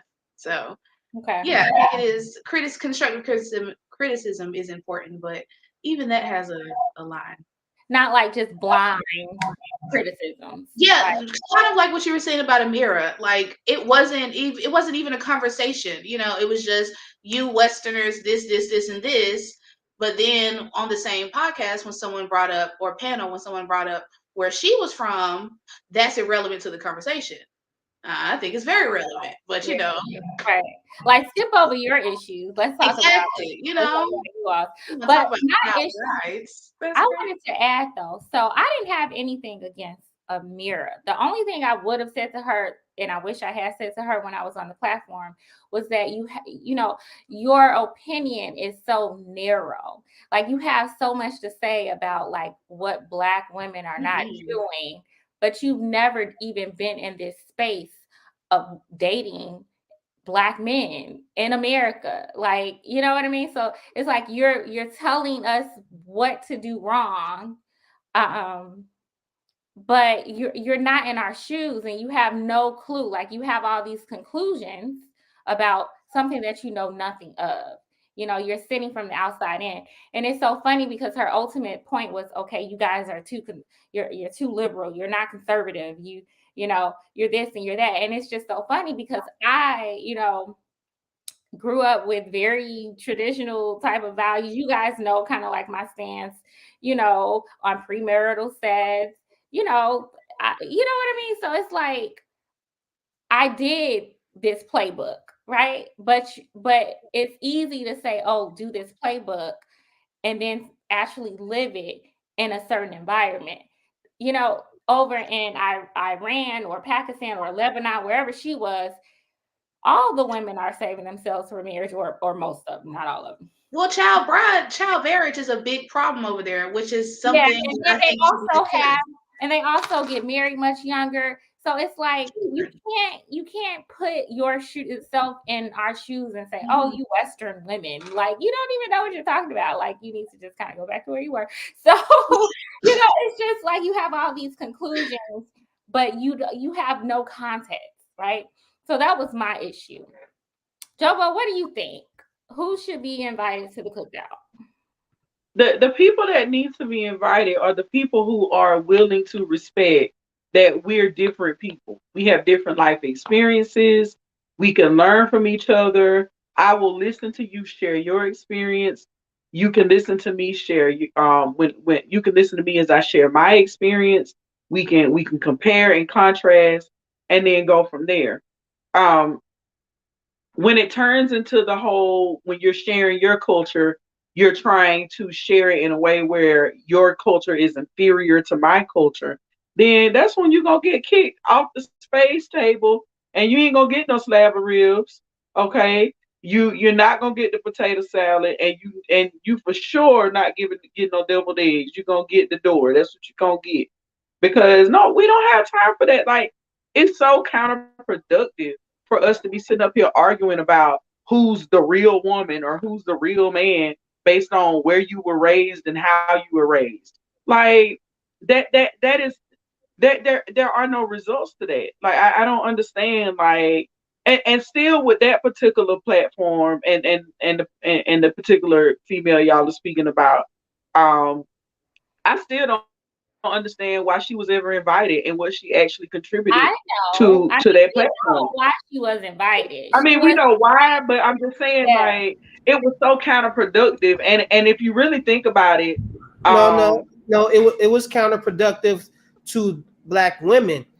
She served a purpose for black men. They wanted to be validated and lifted up by someone who they can't even fucking date.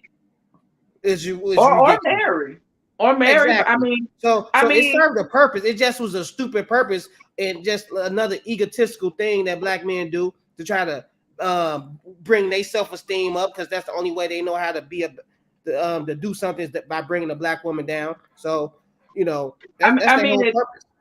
at this point, anybody that comes in, trying to do the whole superior inferior thing with their culture, they ain't invited to the cookout.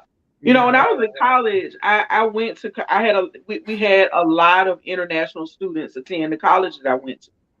And I don't want to name the cultural subset that I'm about to name. I'm not going to name their culture, but in this particular culture, that it was a lot of men who would come to my college from that particular country, and they would come to attend school, and they had a habit of. I remember a couple of them asked me out, on a date, whatever. And at the time, I was already dating somebody, so the answer was always no. And I remember one of them got really upset with me and then started going in on, oh, you Western black women, y'all don't know what you're missing, etc., etc. After he said that, everything else he said went to, womp, womp, womp, womp, womp. I didn't even want to listen to him anymore because it was just like, He was a it's Syrian. yeah, it's like, okay, what's your whole point? Because you taking this to a whole nother level. You yes, I rejected you for a date. Like, I don't want to go out with you. There's nothing right or wrong with that. It's just something I didn't want to do at the time. He's You don't have to Nigerian. attack my culture because I won't do what you want me to do. You know. And so I think back on that time, and it's very similar to that particular platform. Like, okay, y'all won't do what we tell y'all to do. We gonna bring her on, let her talk about what they do over there, shame you because you're not doing it. And it still didn't work. It still didn't work. Well, Because it like doesn't I said work earlier, because some of us know that, like, it's just a bunch of we know fluff. who we No, are. it's not. It's not gonna work. You can't tell, and we've had this conversation a few times Mm-mm. before. You can't tell women to be conservative and traditional and behave this way and tell the Exactly. men, oh, y'all ain't gotta, you gotta be compatible. It has to be compatible. You know what I mean? Like, that's how it's like. I'm like, you're a joke. You never even dated American men. You've never dated, in Mm-mm. Black America. So it's like you have no place in the conversation. So Mm-mm. that's why None. it did nothing but None. make them lose, maybe gain some followers, because there are some men who will gravitate to that, right? Like, oh, look at this Right. feminine woman telling the Black girls and the American girls that, you know, that they're not, feminine, and they're not, it was just really sad to see, because I mean, the second she came onto the show, their beloved Courtney was completely just, I mean, torn apart, like ripped apart. Like, I mean, the second before she even opened her mouth, I saw in Mm-hmm. the comments, look at Courtney's face. She's jealous.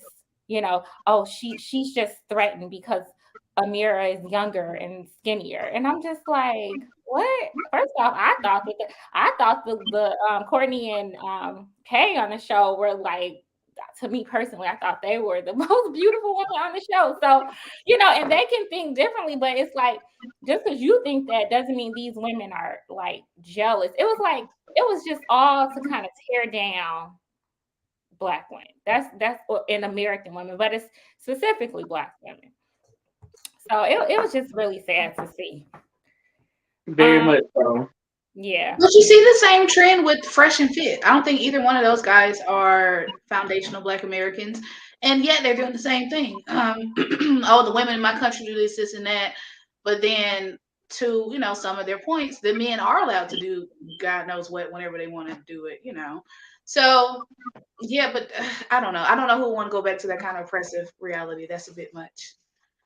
Yeah. But Yeah. Mm-hmm. All right. Well, I do want to hear from people. Go ahead and chime in on this topic. Welcome to the ladies' room. Who is invited to the cookout? All right. I want to hear from you guys. I got some comments from people. Yella says, "What's good, Black folks?" Hey, how you doing? Indigo Light. We got. Oh wait, no, that was from an earlier conversation. All right, yeah, but we want to hear from you guys. We're going to move on to another topic. Well, Nina says that's another factor. I would need to know what your interest is in the Black issues and where you're coming from and why where you're coming from and why, and then transparency. Okay, you want some transparency. Thank you, Nina. All right, we're going to move on to the next topic. All right, now this one is interesting. I'm going to play a short video from the same interesting guy from earlier, from Chaotic Truth. And I want you all to respond to the video. All right, so let me go ahead and pull it up. Candace not with us. Anybody else got something to add? Want to close us out about that? Who is invited to have y'all ever had any interesting conversations with like non-Black people who you like, where you come from? I have all the time. I guess my line of work. Yeah. Yeah, like, they're very opinions, let me tell you. They're bold and they get mad when you bold back. Let me tell you, you say it, I'm gonna say something to you. I've had those conversations where they just walk up to you and try to, they think they uplifting you by talking about Black issues and apologizing for things that happen that I ain't got nothing to do with, that I don't even be knowing. Like, I'm not a political person, so I'd be like, what are you talking about, dude? Why are you talking to me? Like, get your ass up on my face. Just don't bring no raisins with you to the cookout. We don't need no more raisins and nothing. Just leave them raisins where they meant to be in that little red box. Like, all right, y'all. So this brings us to our next topic. All right. For those of you who just tuned in, welcome to the ladies' room. And we're moving on to our next topic. It's actually about a video that came out that was published a couple days ago from the LaPeef network.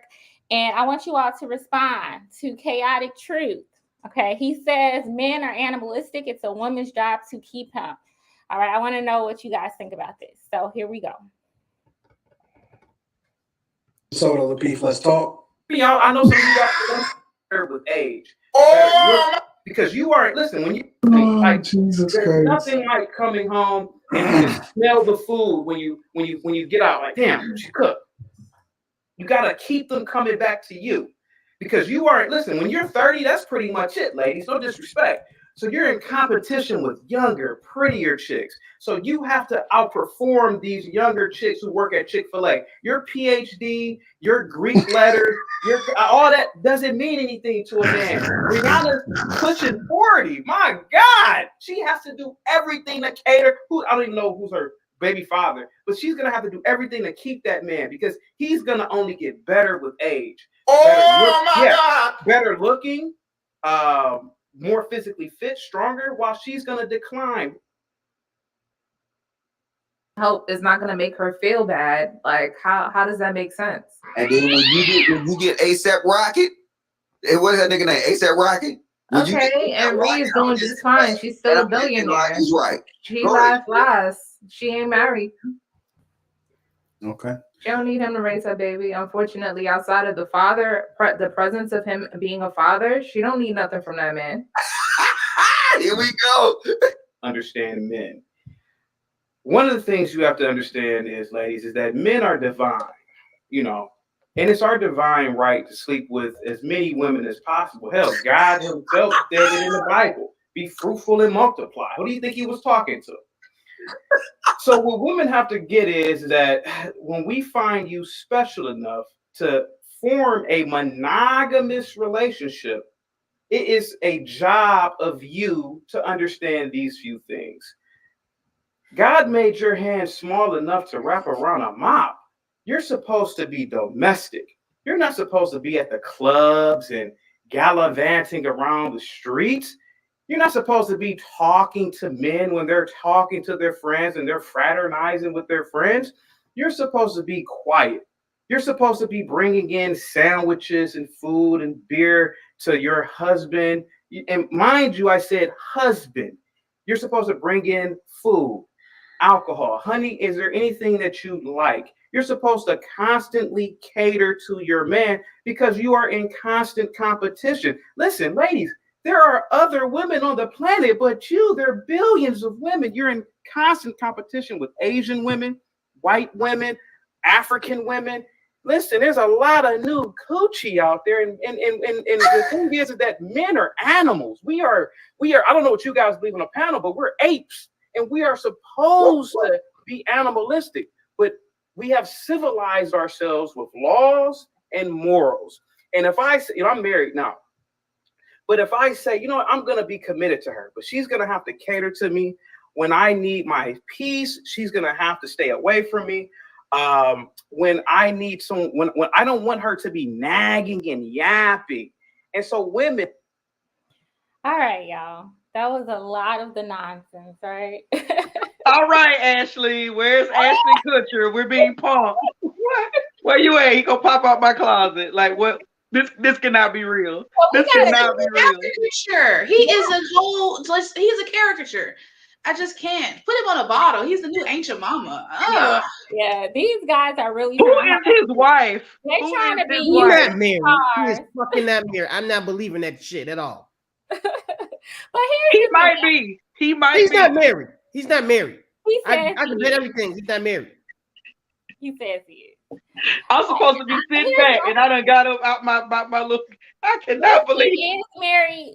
This is how it must have been under these 3 circumstances. Oh my God! The girl, they were both very, very young, or he has a little bit of money, and she from overseas. She almost homeless. That citizenship, and she needed a sponsor, or what'd you say?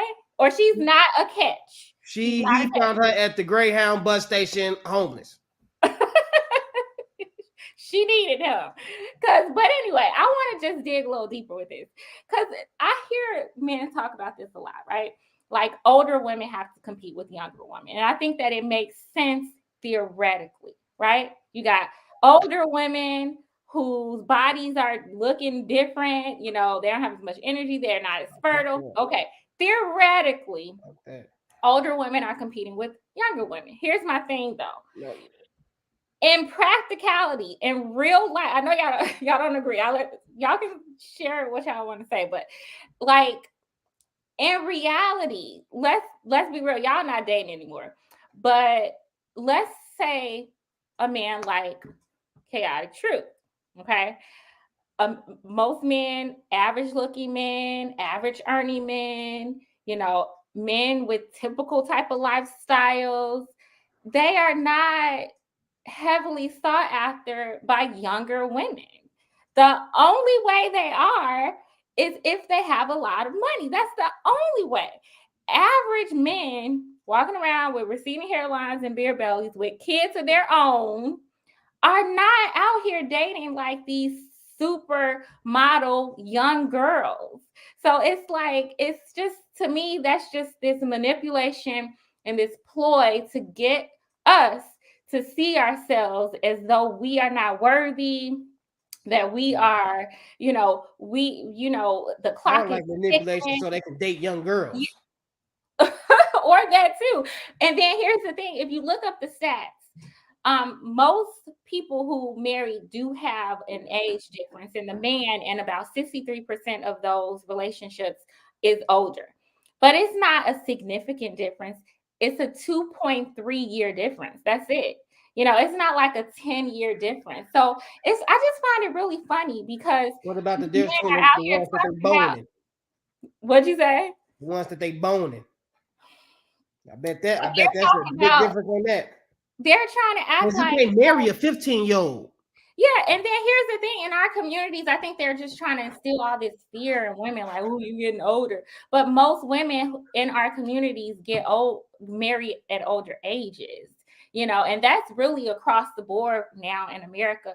But specifically in our community, a lot of women who do marry over 30. So I just think that it's just to me a ploy to kind of play on the self-esteem of women. And I don't want to be mean. I really don't. I'm not. I know I shouldn't say this, but chaotic truth. Come on now. He is not swimming in bitches. Let me tell you. You know what stuck out to me? So I'm just like, are you serious? You gonna date a 35-year-old? Because who else is gonna date? What I mean? He said that women should not be at the club. So when he goes to the club, who the fuck do he want to see? Niggas? Like who the hell he want to see at the club? They having a sword fight, Darwin. Like when guys be saying stuff like that, it just makes no sense to me. Like women shouldn't be at the club, but you there. You just want to go and dance with, and man, it's just getting so goddamn it. It can't be this hard. And then he said, "Men are it cannot be this hard." Right? This the same man that said his woman can't wear anything provocative because he's not big enough to put up a fight for her and to protect her when they're out. So how you an animalistic creature and you scared to fight? Make that make sense. That nigga a bunny. These guys just be talking. They just talk. And then he goes, well, but we have morals. So, what do you mean? You have the divine right to cheat, but you also have morals? But wait. He doesn't have morals. What animals have morals? Which animals have morals? That mean? First of all, I'm not in competition with no motherfucking body. Yeah, you better say where the hell they keep coming from with this shit. Okay, you're competing. No, the fuck I'm not. Go where you're celebrated, sir. Go where you're appreciated. Why are you over here trying to convince us so goddamn bad? Why? If you got all of these options and all of this stuff and women out here just competing, then y'all should just be quiet and happy as right. Go be with your 20-year-old white woman that look like she's 50.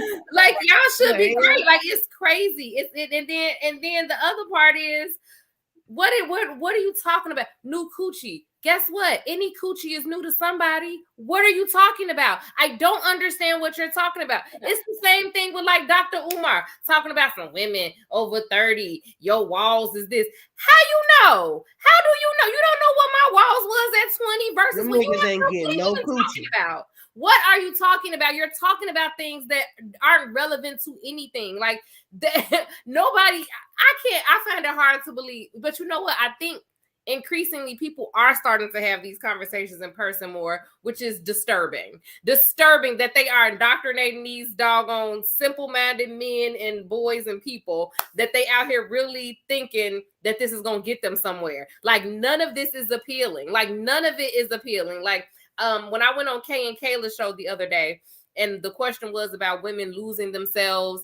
when they become wives and mothers and things like that. And I was on there speaking about how that can happen and how it's important to keep your own sense of identity. And it's important in the relationship to actually maintain the longevity of the relationship, right? Because you can't even really maintain a relationship with your spouse well if all you talking about is what the kids did yesterday and you have nothing interesting to talk about with each other or nothing. That's how people grow apart. It happens every day. So I was having that type of conversation.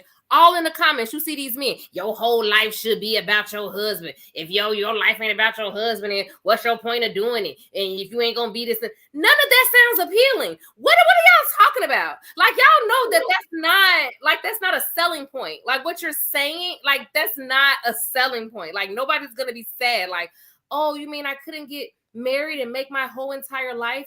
I told y'all, dudes is not studying the women. They're not Like, having a good time. This is not a course for them. they don't need to take up women one-on-one, and when they go to this is not a course for them. They're gonna fail Some out. Some of them need to stick to their headsets, their laptops, and their PlayStation 5s and Xboxes, and that one room in their house that they hold hostage. They just need to stick to that, because at this point, actually, I know this is I know this is 2022, and this is so different from when Miss Jovo was dating and getting married, probably Raven. I'm telling you, Ashley, it's not this hard. I promise you, it's not this hard. It's not this hard. It is not this hard. It's not. It's not. You have people with these unrealistic, I can't even say expectations, these ideas that they come up with. Because I would love to meet this man's wife. I would love to meet her. Stop saying that. Stop saying that. I want to meet her. I do. The therapist in me. He does not have a wife. I want to sit down and interview the both of them, because this man lacks effective communication skills. He does. Something is not clicking correctly that needs to click. Like, emotionally, he's not there. Like, he's not there. And a lot of them, everything's so technical, and so it's got to be tangible, and it has to be this way or it's no way. And that's a huge indication, as the old people used to say, you ain't wrapped too tight. Like, you're not wrapped too tight. You're not the brightest crayon in the box. Your pencil is not sharpened. It's not. It's not. But these are men that are also in our age range, bragging and talking about people in our age competing with children. Like there's nothing attractive about that. Like, if I was out dating at my age, and men in my age group is like, yeah, because my last girlfriend was 20. Sir, I'm getting so far. I have children at age. I'm getting so far away from you. Like, exactly. Like, what is your mindset that is something that is appealing to you? Like, exactly. I don't care what nobody say. It's legal, and it could be as legal as it want to be, but nothing is attractive about no grown ass person at their big age out here gallivanting with people that recently just got off a prom. It's not. Right. It's really a cry for help. It's really a cry for help. We need to call it what it is. Right. It's a cry for help. Motivator for somebody my age to be like, ooh, let me compete with the teenager. No, you sound crazy. You sound insane. Crazy. Insane. Yeah. It's a little suspect. I can see 25, but then, like, when she's 19, come on now. Like, this girl just had a curfew. Like, that's a little strange, I'll admit. But I just think that there's a ploy for us to feel like insecure, to lower the standards that we have, to kind of put us back in our place, because, oh, you're 40, you're 35, like, nobody's going to want or you. Or put us in the place they think we should be in. I have a friend who got married last weekend on the 9th. So, like, 10 days ago. Beautiful girl. She's 35, going to be 36 in a week. Her husband is older than her. But she found exactly what she wanted, and she did not have to compromise. She didn't want a man that had children. And, like, I was telling her, girl, I'm more open because, guys our age have kids. I want to be realistic. She's like, girl, no, I prayed that my husband don't have no kids. She would not date a man with kids. And it's like, she didn't have to settle. And before him, there was a guy that she was dating, and it didn't work out. She was so heartbroken. She thought that was just the best thing ever. And then she met her now husband, and she could not be happier. And she's not the only woman that I know like that. There are so many other women who are like this, who have these stories. But according to a lot of men in these spaces, women have to settle. you're 35, you're 40, you know, you getting up there, nobody's going to want you.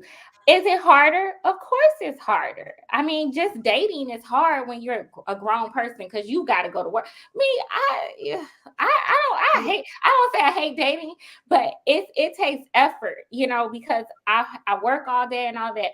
But it's like it's possible, and you don't have to compromise just because you're in your 30s. Or I personally know four women. I personally know like close to 4 women who are over 40 who just recently had their first children from their recent marriage that happened within the past couple years. Personally, yeah, so this, they're ecstatic and happy, and they didn't have to settle. Like they didn't have to choose somebody who, you know, didn't treat them well, or you know, somebody who wasn't like a good catch. You know what I mean? Go ahead, You know, Dad. it wasn't until, you know, maybe years ago I started catching on to some of my friends.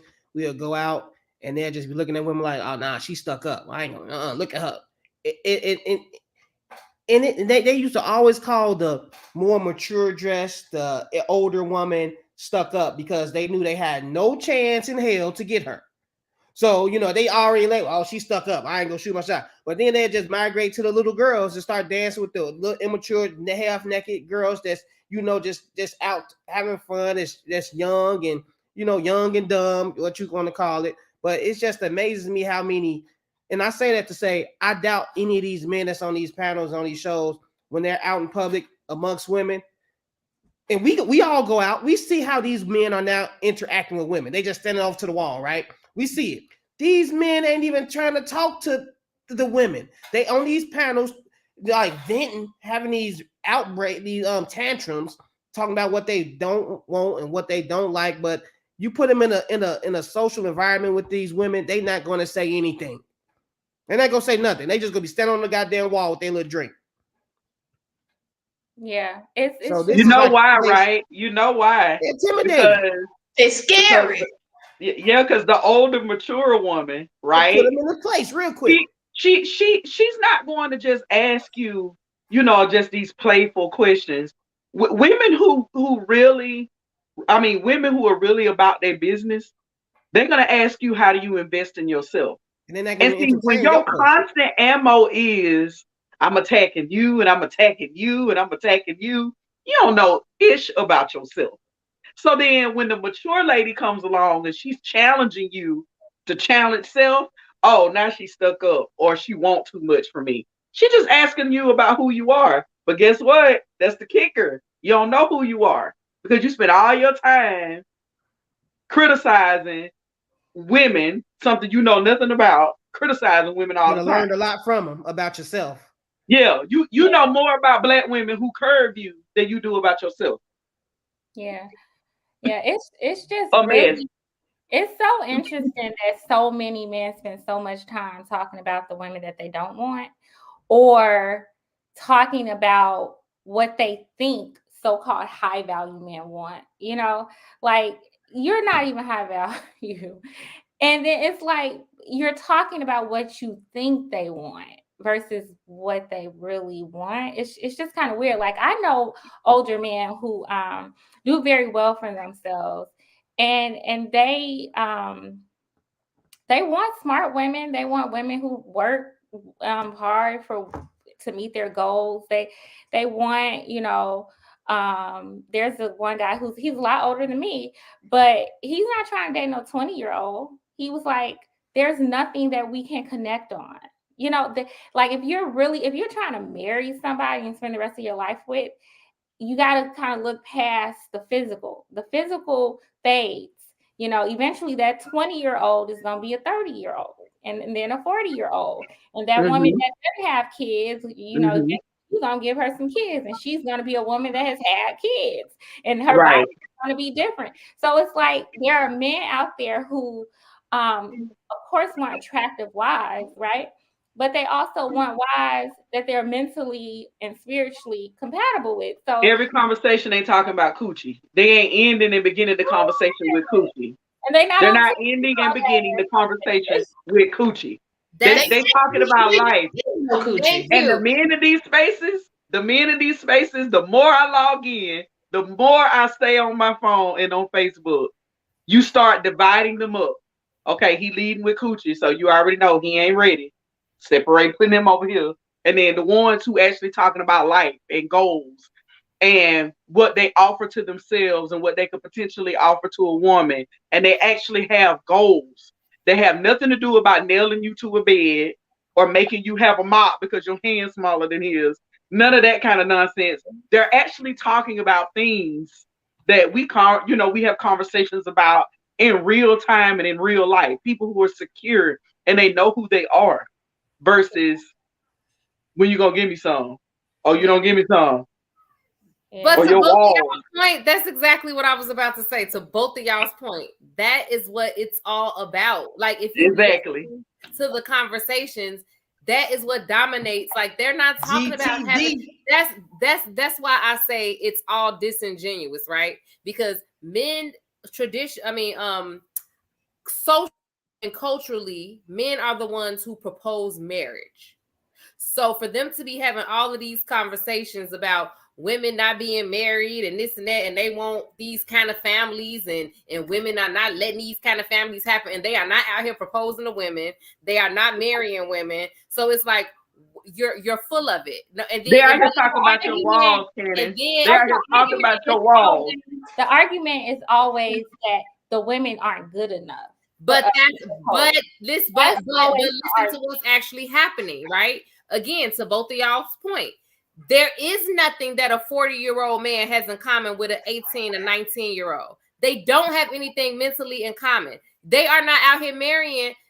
They saying that older women are in competition with the 19s and 20-year-olds. So that's a whole bunch of 40-year-old men that's married men that are married to 19 and 20-year-olds, right? They're not married. It is a lot of 40-year-old men that have something in common with 20, because a lot of these men are stunted. They're mentally stunted. They have not. I mean, that's true, but what I'm saying is that they still don't have anything life-wise in common with it. They're just having sex with these women, pretty much, basically, is what I'm saying. They're not sitting here building lives with them and all that. That's the point that I'm making. So when they say you're competing with it, you're talking about we competing to have sex with you. No, we're not. We're not trying to line up to have sex with you between 19-year-olds, because there is no competition between a 19-year-old and a 40-year-old. Just be left alone. Trying to have sex in your life, where you are mentally, developmentally, anything. There is no competition. So what are you even talking about, right? Y'all just gotta leave these niggas alone. You also have to think about when they talk about going over to other countries, right? And they're like, we gonna get the other woman in other countries because they not marrying them women either. So like, what are you talking about? Like you're talking about having sex with people, and I feel like you said, it's just to continue to try to shame Black women into being willing to have sex with them. That's what they're doing. That's why they're talking about walls and what's that? And they talking about you hitting the wall and you this and you know they used to do it another way. It's like they trying to convince women, like you know how men used to. So come your old used up self over here. Hey, like no. Do y'all know how men used to shame women to having sex with them back in the day? Huh? They'll find a dirty dude you had sex with and be like, well, you fucked him. Or my favorite one. They done got creative now with y'all asses. Or my favorite one. My favorite one, the episode of The Cosby Show where Erica Alexander plays Pam and her boyfriend is pressuring her to have premarital sex. Y'all remember that?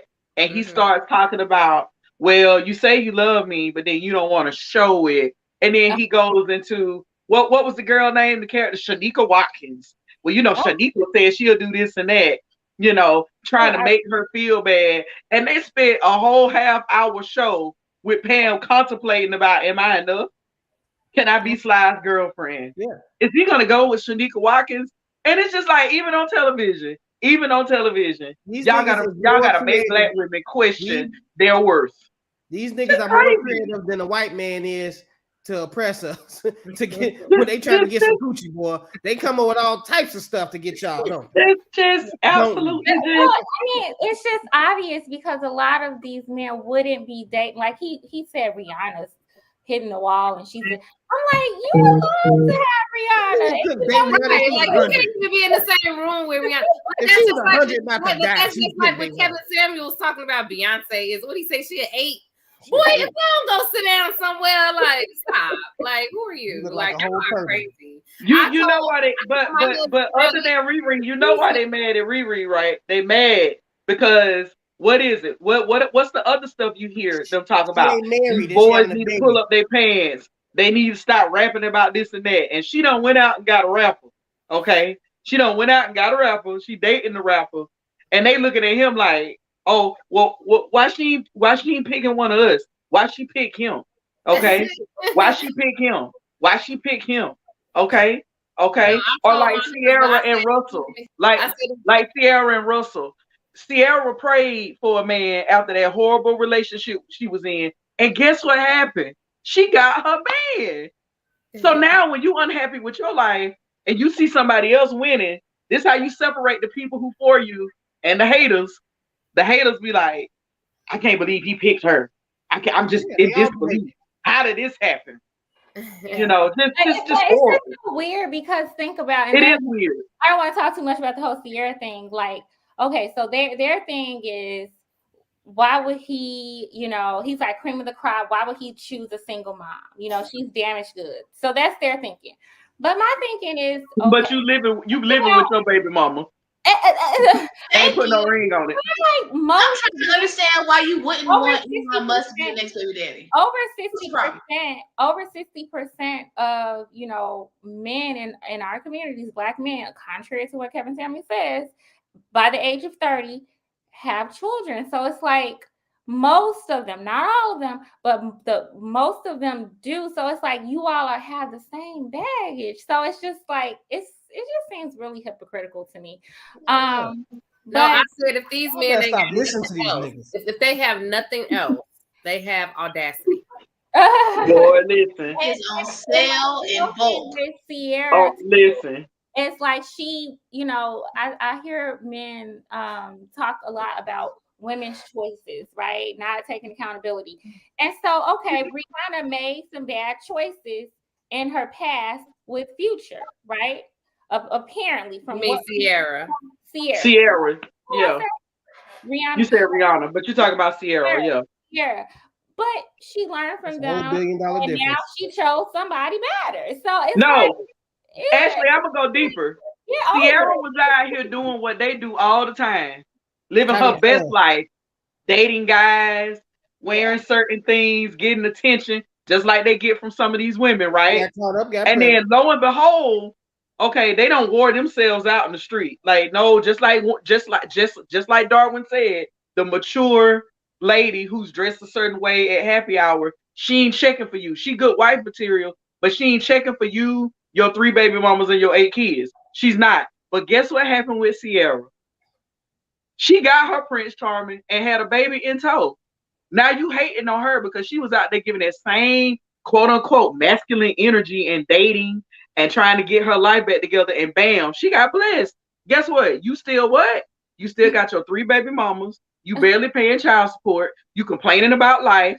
Okay, all your complaints are aimed at people that look just like you.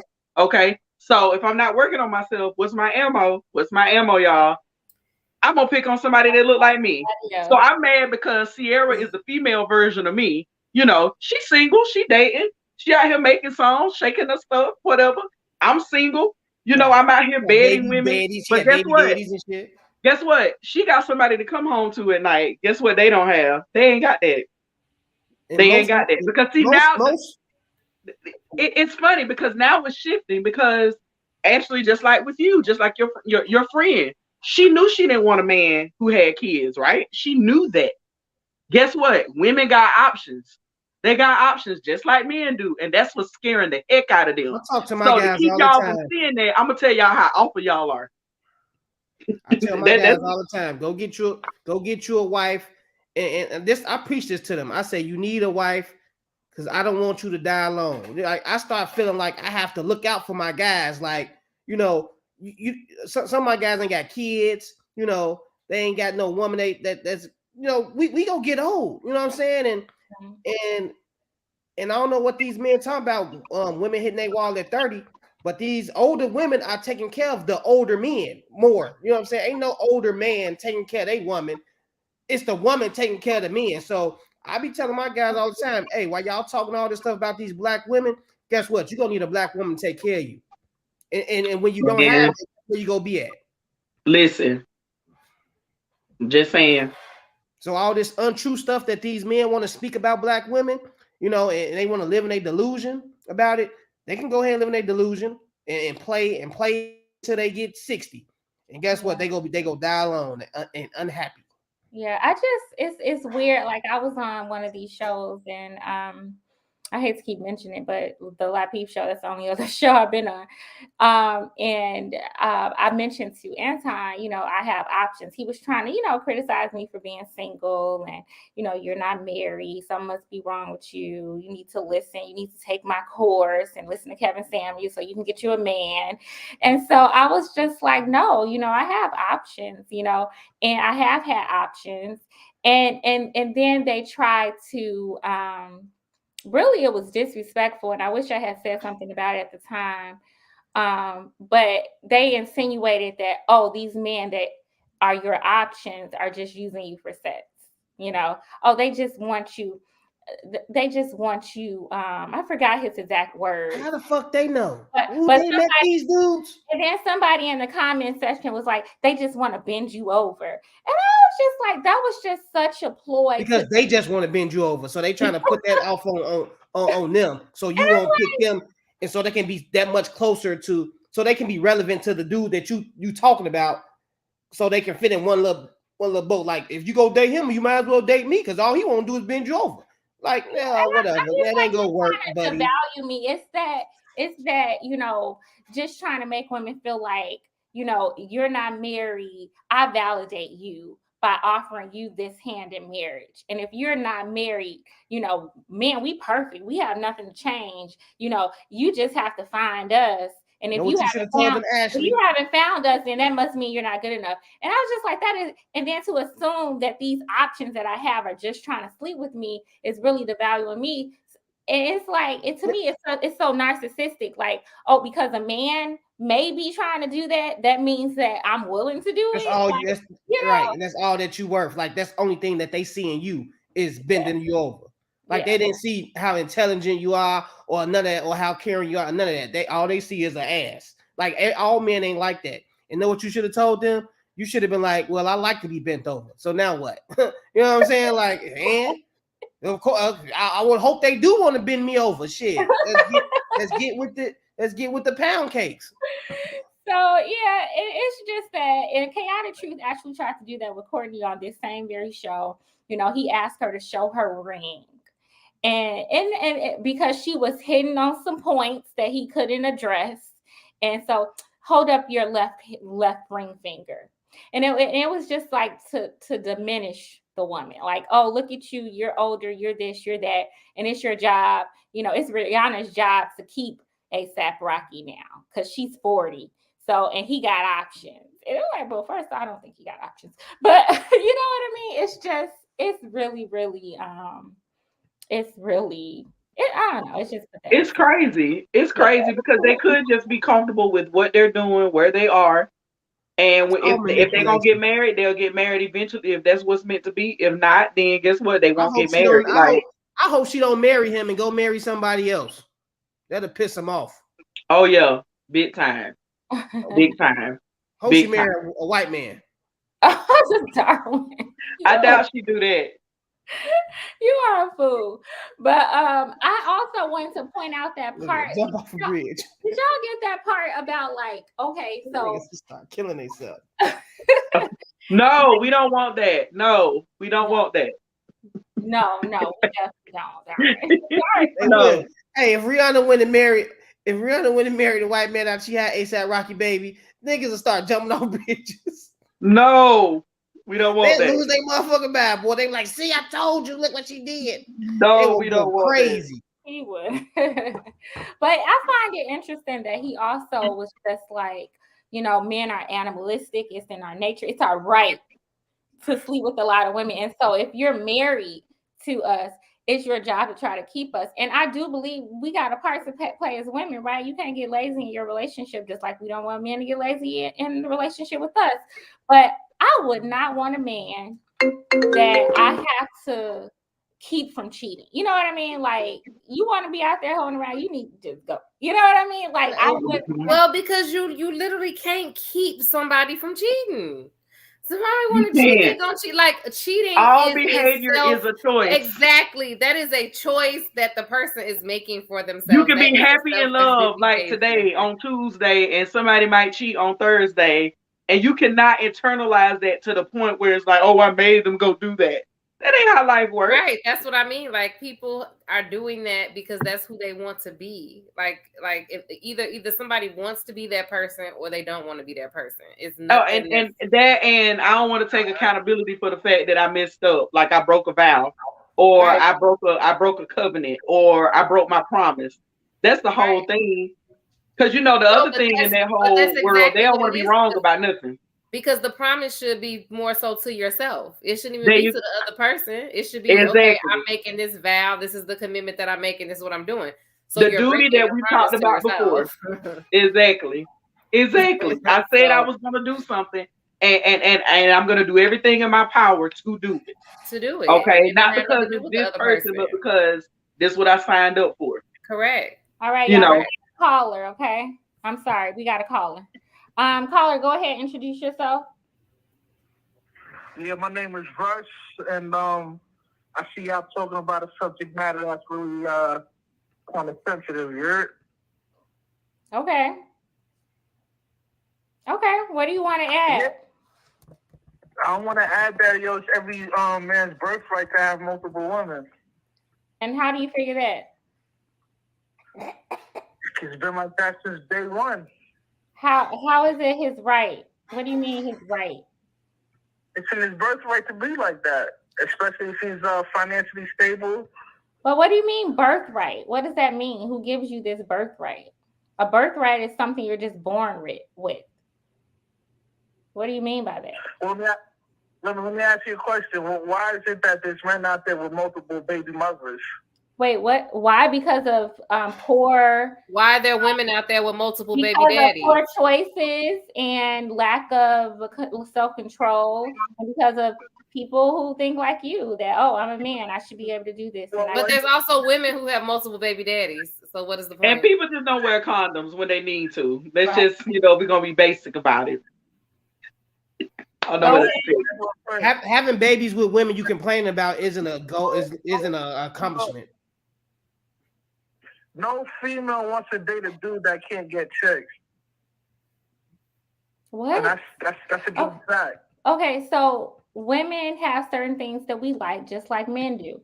You saying that is like saying no man wants to date a woman that can't get men. Like, it's not about that. Nobody's like a male and female is totally different. It doesn't work like that. It doesn't work like that. What are you talking about? You have to like. Who told you that? You're talking to a panel full of women. No, first of all, I want to know who told you these things about women. That's what I'm. Yo, hold on, pump the brakes real quick, yo. Y'all jumping me on here, you know what I mean? Because you're talking to a panel full of women who are telling you, no, we don't think like that. And you're like, that is how you think. Like, no, we don't. Right. Well, let me say this. When a female sleeps around, it leaves this bad stigma on her. When a man sleeps around, it leaves a bad stigma on you. For some women do care. Some women don't want. Most women. Some women don't want. Listen, some women don't. Okay, society has said, okay, men can be out here doing what they do. Okay, we understand that. Society gives you that. But that doesn't take away the fact that it shows a lack of self-control or a lack of sexual discretion. The type of women that a lot of men want to marry don't want a man that's out here willy-nilly. Now, you can have a lot of people. A man who sleeps around gets STDs just like a woman who sleeps around. That's it. You don't have to explain nothing else. A man who sleeps around is out here passing out packages. But listen, what you're saying is that you don't come across women who have that standard. That's what you're saying. There are women who don't want men who got STDs and, who sleep with any and everything. What you're saying is that you're accustomed to women who are okay with it. That's what you're saying. Nobody wants to copulate with somebody that has a STD. Yeah, but the more people that you're sleeping with, the more you're exposing yourself to STDs. Right. That's just the reality. That you're gonna have STDs. Huh? You know what I'm saying? No, I said the more that you sleep around, the more you're exposing yourself to STDs, and especially the STD rate. He making them all get tested first. Especially the STD rate in the Black community. What do you say? What do you say, sir?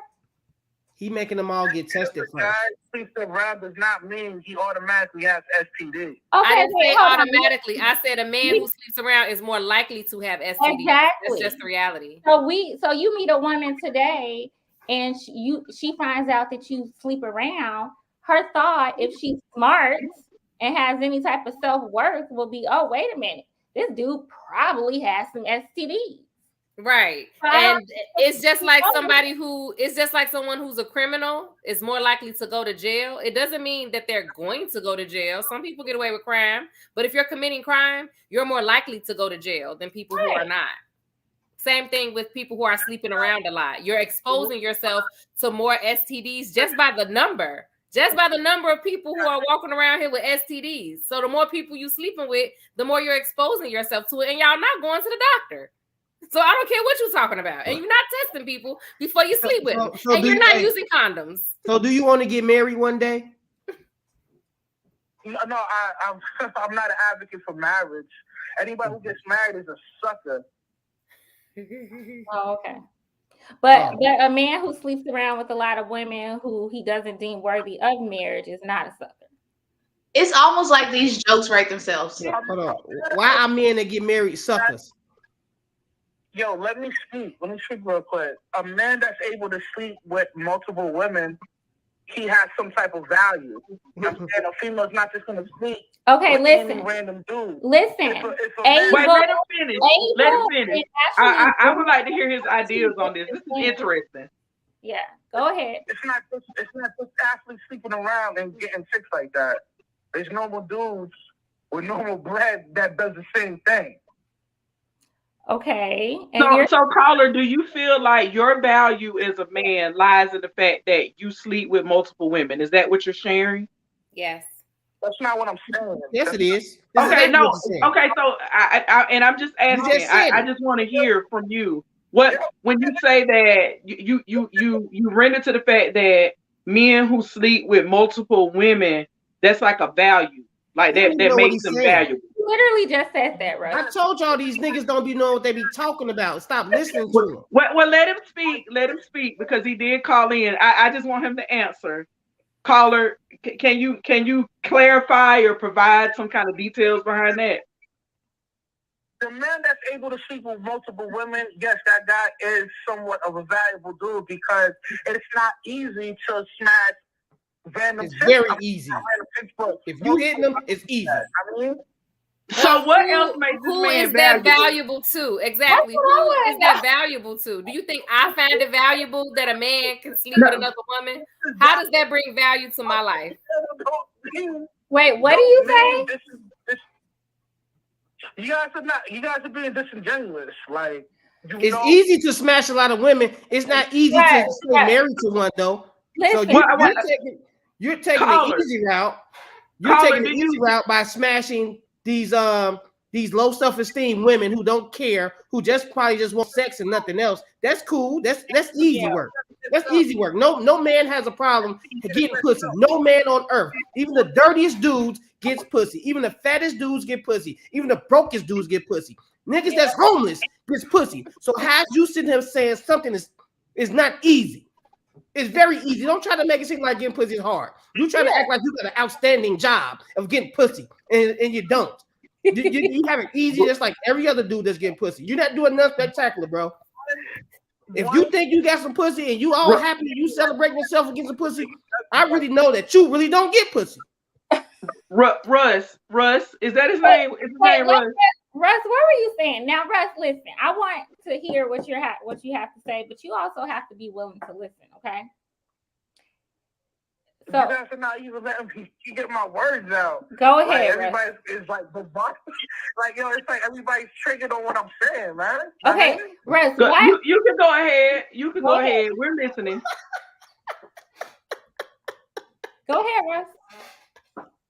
All right, listen.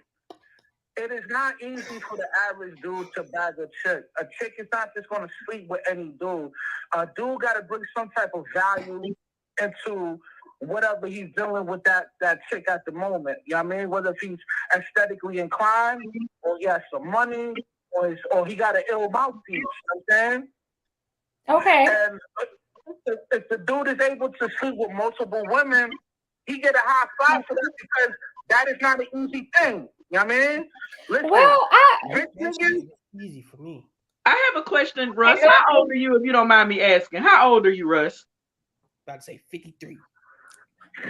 Got to surprise y'all. Or your age range. You don't have y'all. to tell me your exact age, but can you share your age range? About to surprise us. I'm 36. Okay. Have you been married before, Russ? And do you have any children? No, I have no kids. I will never get married. I just pump and dump. That's it. That's how. Okay. Okay. So what are the constant benefits of that behavior for you, Russ? What are the constant benefits? What benefits you with the pump and dump? Well, let me. Nigga, you got kids out here. You ain't taking care of your kids. The reason why I'm asking, Russ, is because you use a very important word there. You use value. Dumping all these women. You got one at a time, y'all. One at a time. Go ahead, Jobo. You her question, please. You use the word values a lot, Russ, as I've been listening to you, and I just want to know from you. You know, you say you pump and dump. You're not, marriage is not for you. Obviously, you're 36. What other than his ability to sleep with multiple women, or even yourself, what makes you a valuable man to where you can pump and dump? I mean, how do you get to that place? Listen. The reason why I moved the way I moved because the modern day woman, she's looking for an uneven exchange. You know what I'm saying? They want a traditional male when they're not traditional themselves. You know what I mean? So you reap what you sow. You know what I mean? Okay, so wait a minute. So Russ, do you consider yourself a traditional man? No, I'm not a traditional man. Okay, so you shouldn't have a problem with non-traditional women. Nah, I mean, I'm not going to marry a non-traditional woman because it doesn't benefit me. Okay, it doesn't. But the pump and dump does benefit you, is what you're saying. Let me ask him this. Wait, hold on. So wait, Russ, Russ? I have a question. Russ, I got a question. Yeah, go ahead. Are you beneficial to a traditional woman? Of course. How? I'm financially stable. I got my own house, and I'm able to do things with bread. Are you smart? Are you wise? Do you make good choices? Of course. Would you be a good father? Are you respectful? Can you cover your wife? And what you saying that with the pump and dump since and deceased, or would you continue to pump and dump as a husband? Go ahead. What, Joel? What was that? No, I was just asking Russ, as a husband, if he did decide to go down that route. Say you meet a traditional woman, Russ. That's not. No. I'm just hypothetically speaking. I'm not saying you will, but let's just say you did. Would the pump and dump cease and desist? Would you have the same? Would you live the expectations of a husband? Would they match up with the expectations that you have for a traditional wife? Do you think you represent what you would want to see if hypothetically you did get married? That's absolute. Like this. No. I'm just asking a question. Do you represent, or do you mirror what you want out of quote unquote the traditional woman? Do you mirror that as far as loyalty? Say that again. I'm sorry. Let him answer. Go ahead. Y'all are triggered over here. Yeah? But I have the capabilities of being a traditional man, but it's no point because the female, like she could destroy the relationship by any given moment within that relationship, whether if it's 9 months after the marriage or 10 years down the marriage, she could wake up and, you know what I mean, call it a day and reap certain benefits that a male, you know what I mean? Okay, so you done gave up on women, huh? Prenuptial agreements. If you're worried about your money, that's why you have prenuptial Let agreements. me ask you this, Russ. It's not about the money, it's the principle. You know what I mean? Principle? A prenuptial will get thrown out of court. You know what I mean? Okay. It doesn't hold Russell, if you scared, go to church, bro. Go ahead. If you scared, I just want to Russell. I want to thank you for not reproducing. Like this generation has divested from religion. So why would I factor that in? It was a joke. I was just saying that if you're afraid to get married or you're afraid to be in a relationship because you're afraid someone is going to leave you, I was just kind of saying that's no way to live life. Why would they leave you though, Russell? Why would they leave you? You're just such a ebony humper. You're the ebony humper. They wouldn't leave you. The ebony humper. Russ, I'm gonna say this, and I'm asking you these questions because you use words like values and principles, and you know principles are things that you do to protect what you value, right? Right, Russ? Right. So I want to encourage you. Okay, let me just say this, okay? Because I'm not judging you. I'm not telling you what you need to do. But what I'm saying to you is this, because your opening comment was men should be able to sleep around. They should be able to do these things. I'm gonna just end with you mentioned birthright. I'm gonna just end with this, okay? No matter what you decide to do in life, I always tell people that if you don't lead with that same energy that you're looking to get, you're not going to get the things that you want to get in life. And it sounds like to me that pumping and dumping has been beneficial to you until it's not beneficial.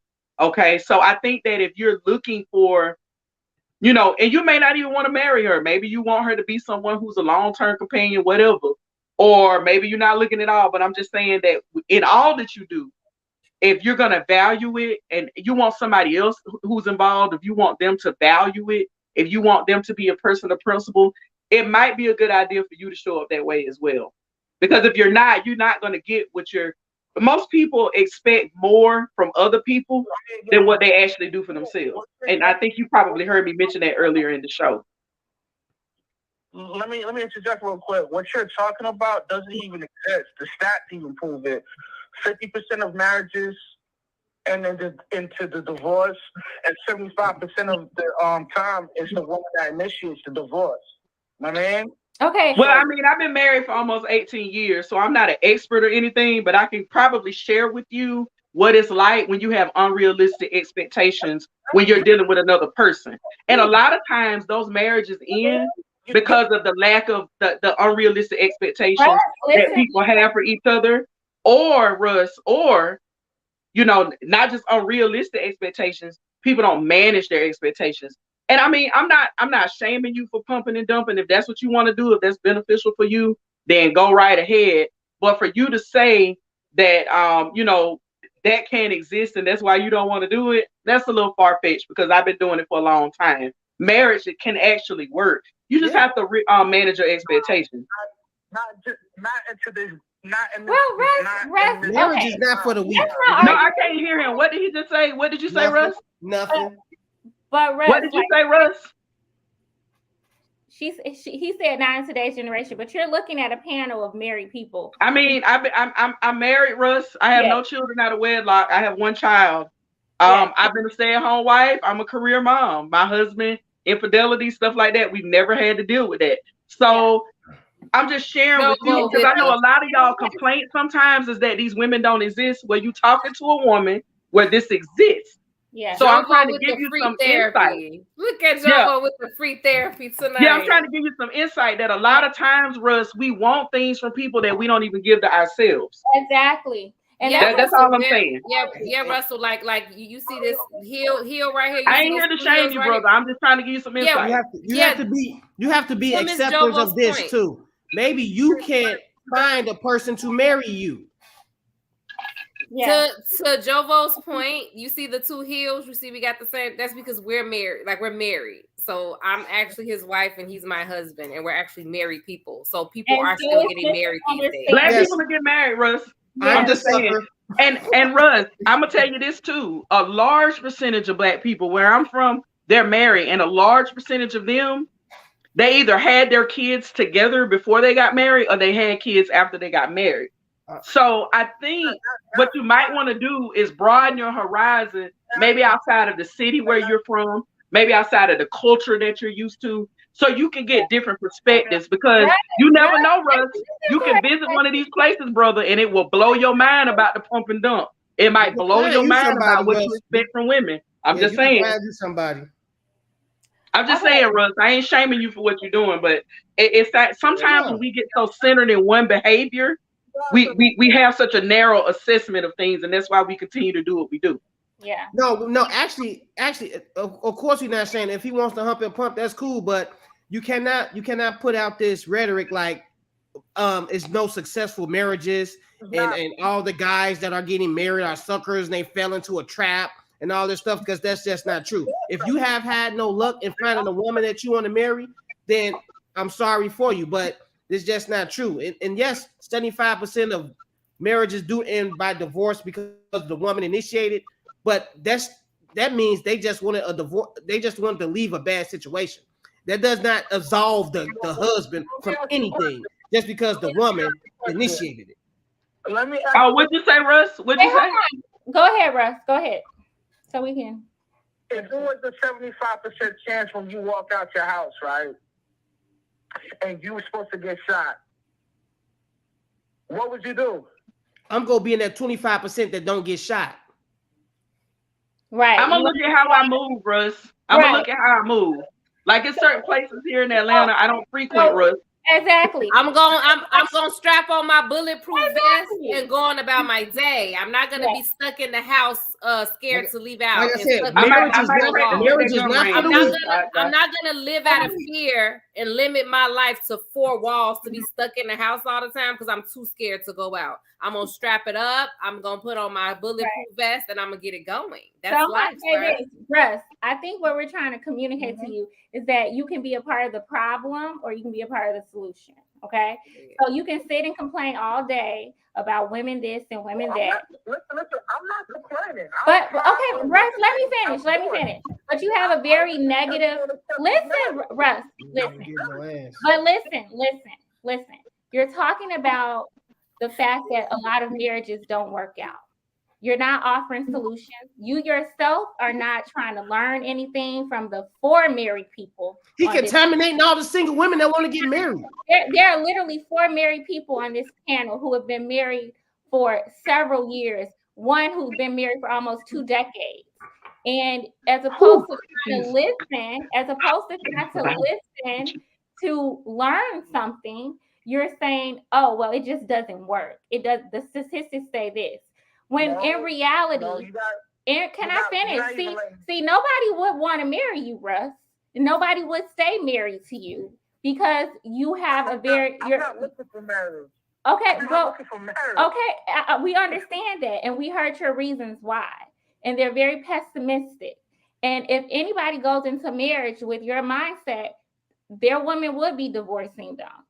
They would be, and so it's fine. We're not ganging up on you for not wanting to be married. We're just addressing some of the things that you have said.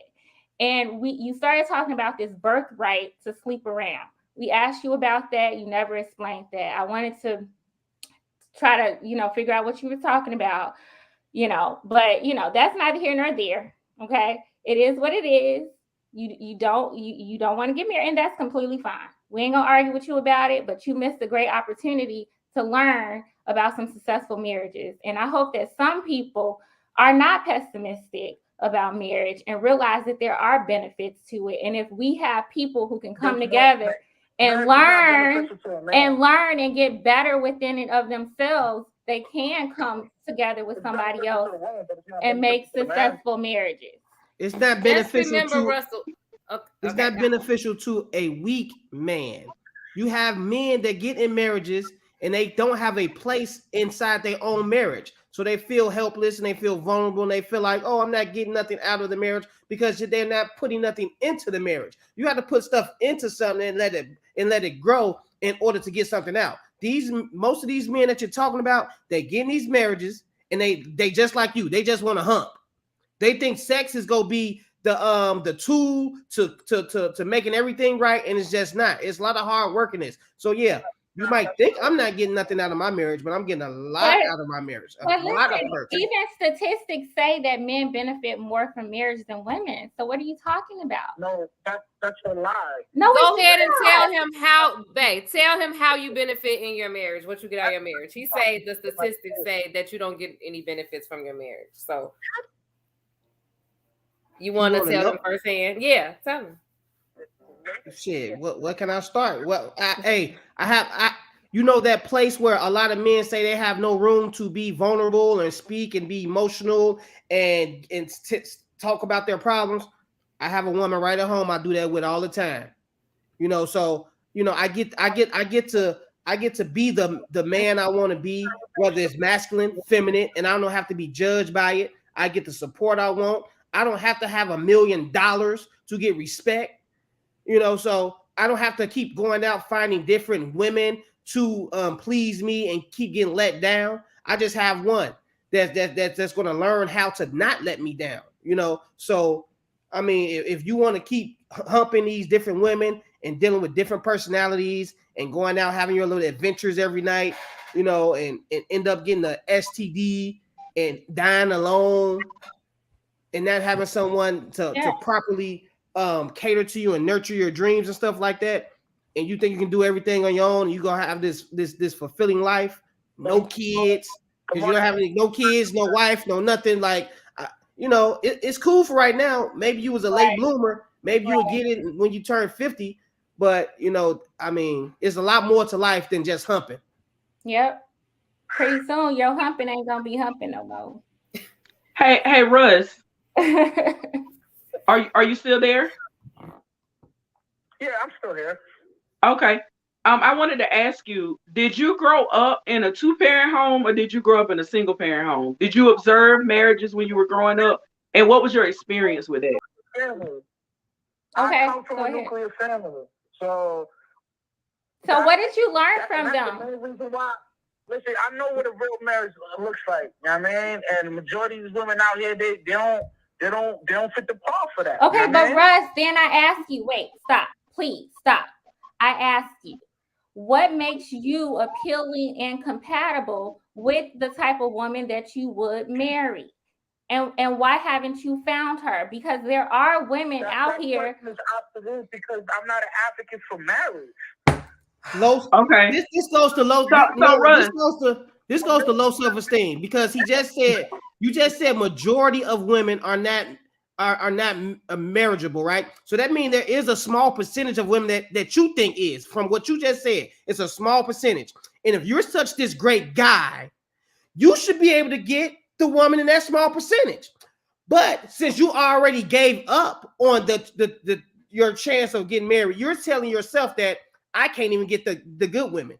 So I'm just going to start humping all these fucked up women. That's what you're doing. Like, because from what you said, it's a small percentage of women that are married. So what would make marriage beneficial? Go ahead. What you say? What do you say? It's a bad deal. I mean, anybody that signs that contract for how is it a bad deal? Please explain. For him, it is. It is for him. How? Wait, let him answer, please. How? I'm going to explain. Wait, say that again. He said he go explain. I'm going to explain. It's multiple things. One, if a man's financially stable and responsible, he's debt free, and he's been responsible, having a good 401k and investing his money, and he has kids with this woman. Listen, if she divorces him, she's going to get the kids, which means that he's going to have to pay child support. And on top of that, she has access to whatever assets he has, half of it. I think I know it's a bad deal, and no dude should put himself in that kind of position. Okay, let me. Okay, no. Let me help him with statistics. He probably isn't gonna listen, but let me help him anyway. Yeah. Statistically, since you are a statistics guy, okay, you can do your research. Statistically, women do worse off after a divorce than men do. Men typically gain back whatever it is that they lost in a divorce within a couple of years and do better. No, look it up statistically. You don't have to believe me. It's fine. Look it up statistically, and then you can decide on your own, right? But I'm letting you know that is what the data tells us, and that part of it is because the woman ends up getting custody of the children, which means she cannot work as much as the man can work because she has the children. So what I'm telling you is that no. What I'm saying is that for as much as you want to feel like that men are the ones who are risking it all, there are Russell. We listen to you. Okay, let's end this conversation because we can't have a conversation if you're going to talk over somebody every time they say something you disagree with. Like we've got to, let's try to, all of us try to keep, but you don't like what she's saying, so now you're interrupting her. She's telling you something that you can look up for yourself. You can look up online and see that women who are divorced financially do not recover well. This is statistics. Now, if you want to argue with that, okay, so you want to argue with something that we know is true, then there's no reason to have this conversation, okay? So the thing is this, the pool that he's swimming in, the guys that have gotten married, they was broke before, so they was broke after. And he's going off of that to be like, oh, they doing bad. They was already doing bad. He's not talking about these rich millionaires that get with these women and the woman takes $500,000. He's talking about these broke dudes that get married and then they got to pay child support and they can't handle it, so they financially messed up. That's who he's talking about. You have to know. I have one more question for Russ, because Russ had $100 million. Let's say he had, and he don't want to get whatever. Like I'm just at the point, like there's no reason to argue with somebody who doesn't find value in marriage. But my whole thing is, don't make it about women. You don't find value in women. There are no traditional. No, first off, you got to make sure you're traditional, and you have to make sure you're traditional. I'm gonna leave it at that. Okay. Oh, can I ask him one more question, Russ? What value do you find in women? Russ, what are your parents still together? And is that benefiting you guys as a family in its entirety, or is your family still intact? My mother died when I was 17. When she was with my father, they had a good marriage. My mother was a good mother.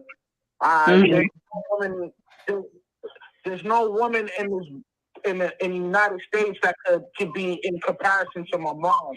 Like, she was the perfect woman. And she was a traditional wife, like you. Your mom, was she like a caregiver in the home? Like, was mom like a at-home mom, or did she do both? She did both, but eventually she stayed home completely. You know what I mean? To take care of the home for my father and stuff like that. Okay. We'll pitch in and look out for my pops, but you know what I mean? I want to say this right quick. Sorry for your loss, but and I understand where you're coming from. It's not too many people that's gonna live up to your mother. It's this and that. But on another note, there are some great women out here, and of course, to anybody, the majority of the women is not going to be for them. But everybody has a small percent of women that we can pick from. And you have to just tap into your niche and find that niche of women that can be compatible to you. And hopefully you don't give up on that. And hopefully you are happy humping and pumping. I'm not the judge. We all done it. I was single and going around humping, and I found a lot of joy in it. So I get where you're coming from. You know what I'm saying? But on the flip side, there is probably somebody out there for you if you willing to go the extra mile and challenge yourself. You know what I'm saying? So it's not easy. And but it's a lot of good women out here, you know, and of course no one's going to compare to your mother, but it's some great women out here. Yeah. And The I would main even thing say I this wanted you too. to take away is that without you get no reward without risk. It's not telling nobody can live this life without risking something. And usually the things that are most valuable carry the highest risk. So you are not going to get those rewards without willing to make a risk. So that's why when you asked about your analogy about saying, if you had this percentage of getting shot, are you going to go outside? Yes. Like I'm going to risk.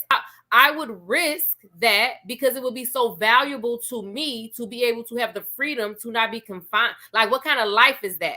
Like, you can't be so afraid of getting hurt or have life. Like, that's just life. Like, life is happiness, but it's also hurt. And you're never gonna get happiness if you're not willing to risk the hurt. You're just gonna be hurt anyway. You're gonna hurt yourself a different way. So you just have to understand that without that, there is nothing in this world that is worth having that comes without risk. Period. Big question. Wait, hold on, Russ, go ahead, and then Darren, you can ask your question. Okay. We're gonna close out. Go ahead.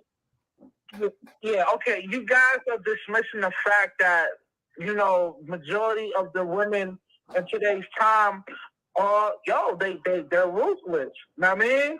Now, if you had a son and he's ready to go out in this world, wouldn't you warn your son on the behavior patterns of female that use men and manipulate men? I have a 19-year-old son, and he does not have this problem with women. He doesn't complain about women the way that you're complaining about women. He actually has really, really fond things to say about the women that he deals with. He has fond things to say about them. And my son is 19 years old, so he is out here dating. This is the real question, Russ. Out of all these women that you are humping and pumping on, how many do you think deserve your time and what you give them? Like, are they all like women that you think are like good women that you should be like satisfied? I've came across women that are suitable, but with that small percentage of getting played, like I'm not willing to. You know what I mean? So Russ, you're not willing to risk it. Your father risked it to get your mom. And he was rewarded with your mom. And you just said nobody. You said look at how wonderful you said your mother was. Your father put in risk to get your mother, and look what he got rewarded with. You can't be out here so scared to get hurt that you're not willing to take a risk. You have to know that that's life, and you have to know that you're strong enough to handle it. You're strong enough to handle it. Rush, you're operating out of fear of what could happen, out of the unknown. You probably have a lot of men in your life who are not married, some who got divorced, and it's just a jaded way of thinking. And you're free to want what you want, but we're asking you why you don't want to get married, and it's all stemming from hurt or fear. Okay, it's stemming from a place of it's stemming off the reality on things and stats. The numbers. But Russ, listen, I literally just listen. Nigga, you go outside. You about problem solving. You're a man, right? I would hope that I just talked to you about problem solving. We do have certain issues in our society. That doesn't mean we say, oh, let's keep it that way. That's just how it is. Statistics say this. So, I'm just going to do this. Everybody else doing drugs, so now I'm just gonna do drugs. Exactly. Let me help you out. Let me help you out. The average. You had the opportunity. Hold on, Cannon. You had the opportunity to learn from 4 people on this panel about marriages, and you chose not to. So it's like it's not women, Russ. It's not Russ. Please stop. You don't like what I'm saying, so you're interrupting me. It's not women. There are women out here who are suitable for marriage. You are either not attracting them or you are guarding yourself from them because of this fear of you being hurt. And that's that. There's nothing else to say to that. Stop. There's just nothing to say to that. You don't want to hear, you keep cutting people off when they say little things that trigger you or that you don't agree with. But what we just said, it's as plain as that. There's nothing else to say. Miss You can't Jovo, sit there give and say, email and reach out and make some money off this man. yes, yeah, you should call. I wanted to leave Russ with something because Russ, it's not a lot of us in certain generations that do come from a nuclear family. My parents divorced when I was 7, and they had some very toxic behaviors that prevented them from staying married. I want you to think about something, Russ, from a different perspective, because I know one of the complaints that we hear all the time in this space is that there's a lack of loyalty, quote unquote, with the modern woman or with the modern guy. You are one of the few that came from a nuclear family, and from what you share with me in terms of your work ethic, like you talked about being financially stable, that's important to you. I can hear it just by how you speak about money and saving money and having a plan. Think about the impact that you would have, not just in your family, but in the community. If you found someone, maybe she's not just like mom, but someone who shares those same attributes, you build with her just like your parents built. Think about all these benefits that could come out of a guy like you who observed that growing up. Think about all the benefits that could come from you, for your family as well as somebody else who may be on the outside looking at you, how that could make changes in your family and in our community.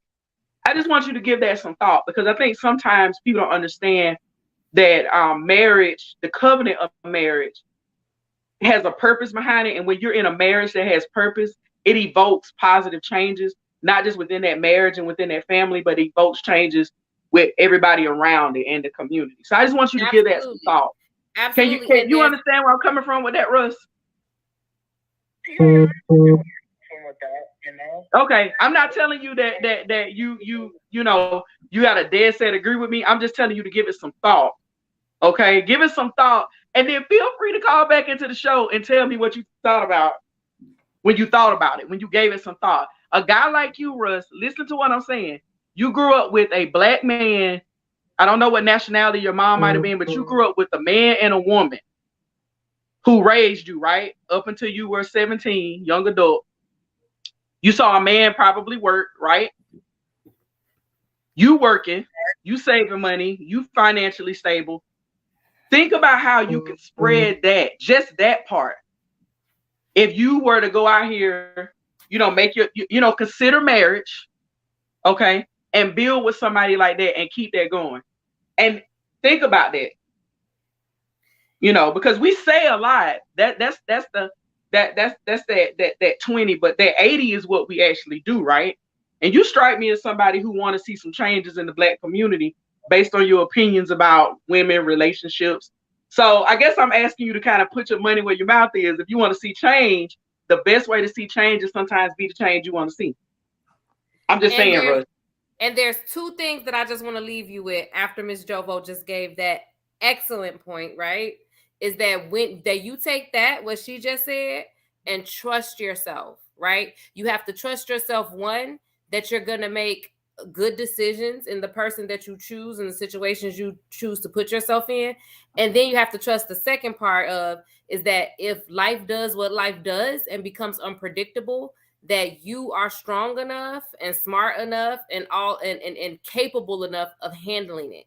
Those are the 2 things that you just got to trust. Like, that's just how life works. Like, you have to find that trust in yourself. If you don't have it and you're like, I don't know if I can handle it, whatever, you have to find a way to get that for yourself, because that's all that life is.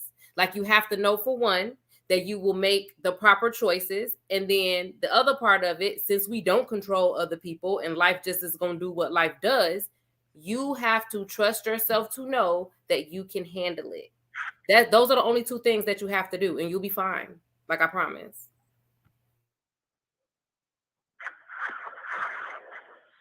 Oh, okay. All right.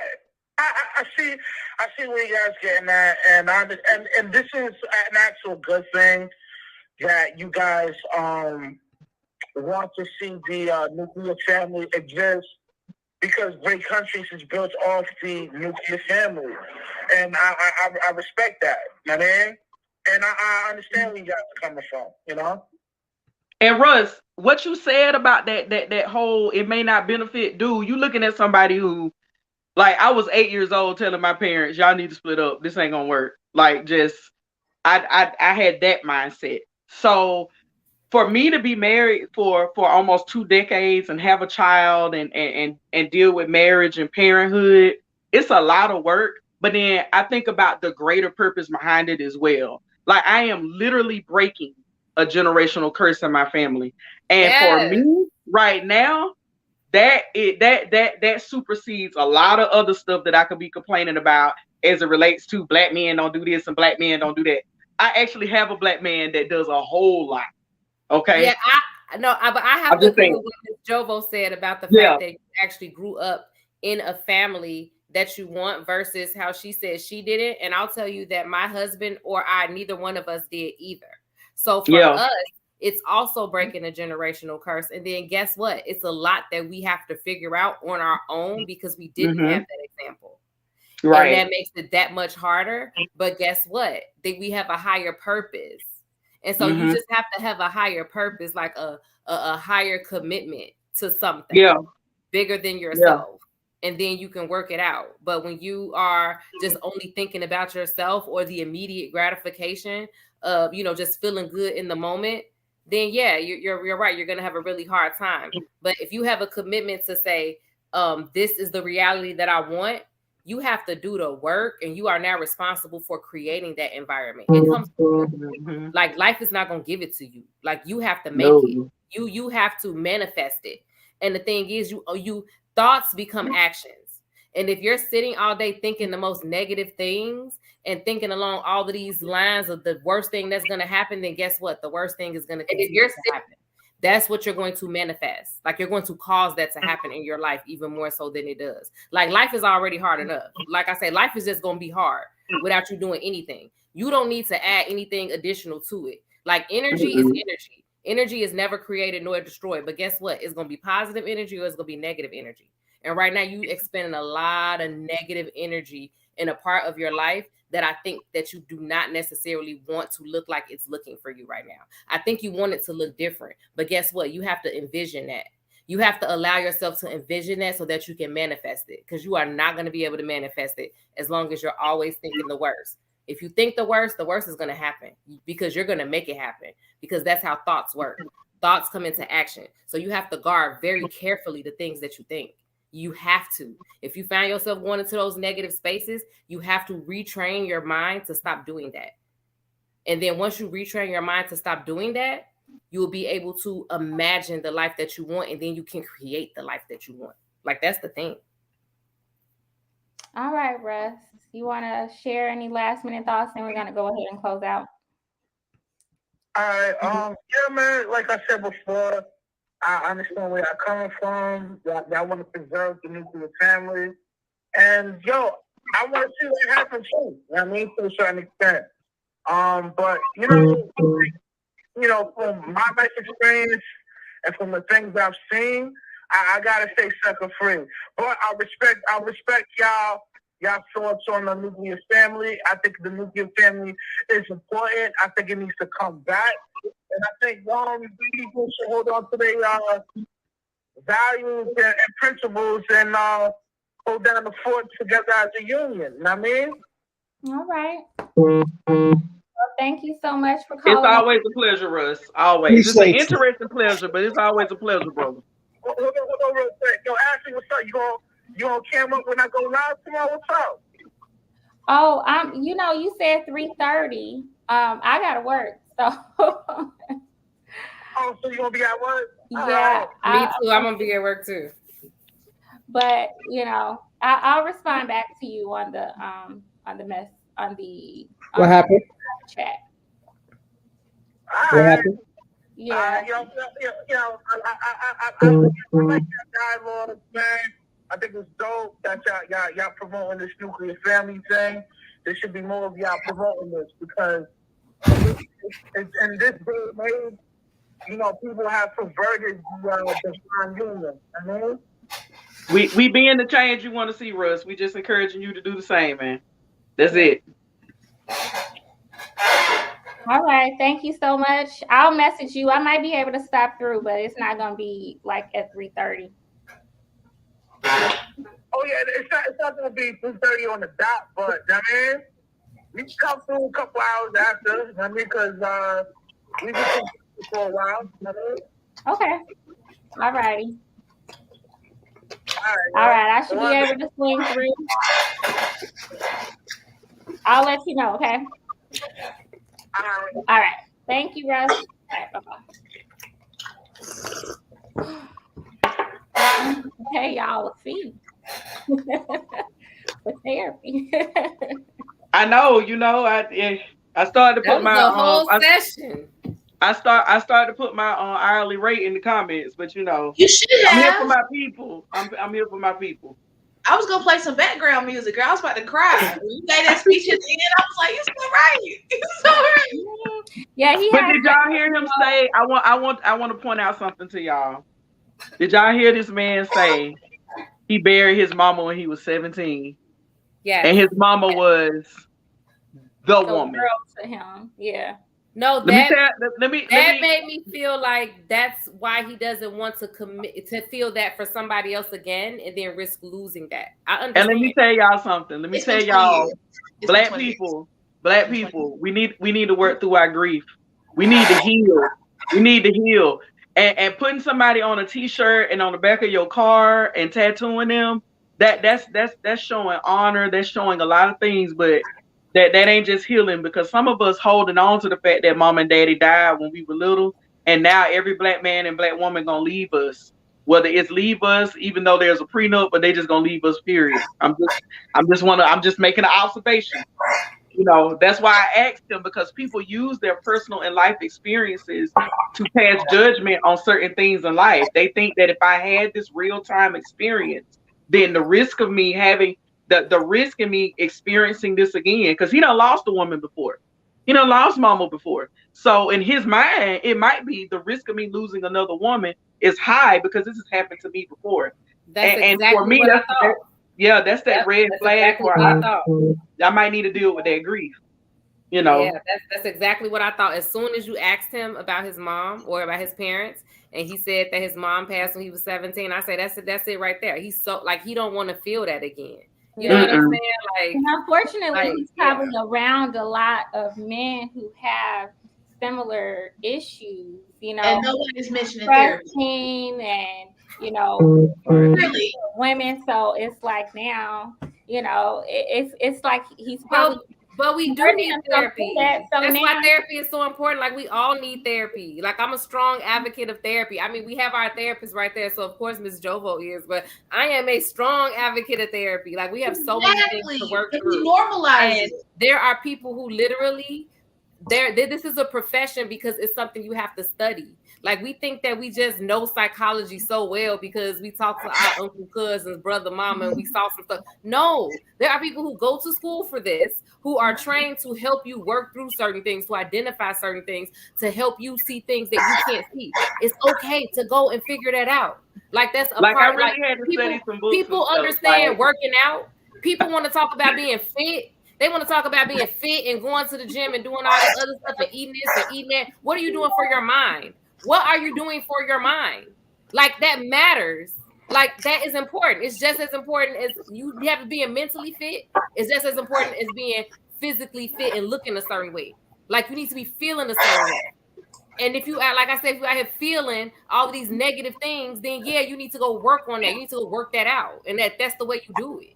Like, exactly. Okay, so this might be a hot take. I don't know. I'm just gonna get off my chest. All right.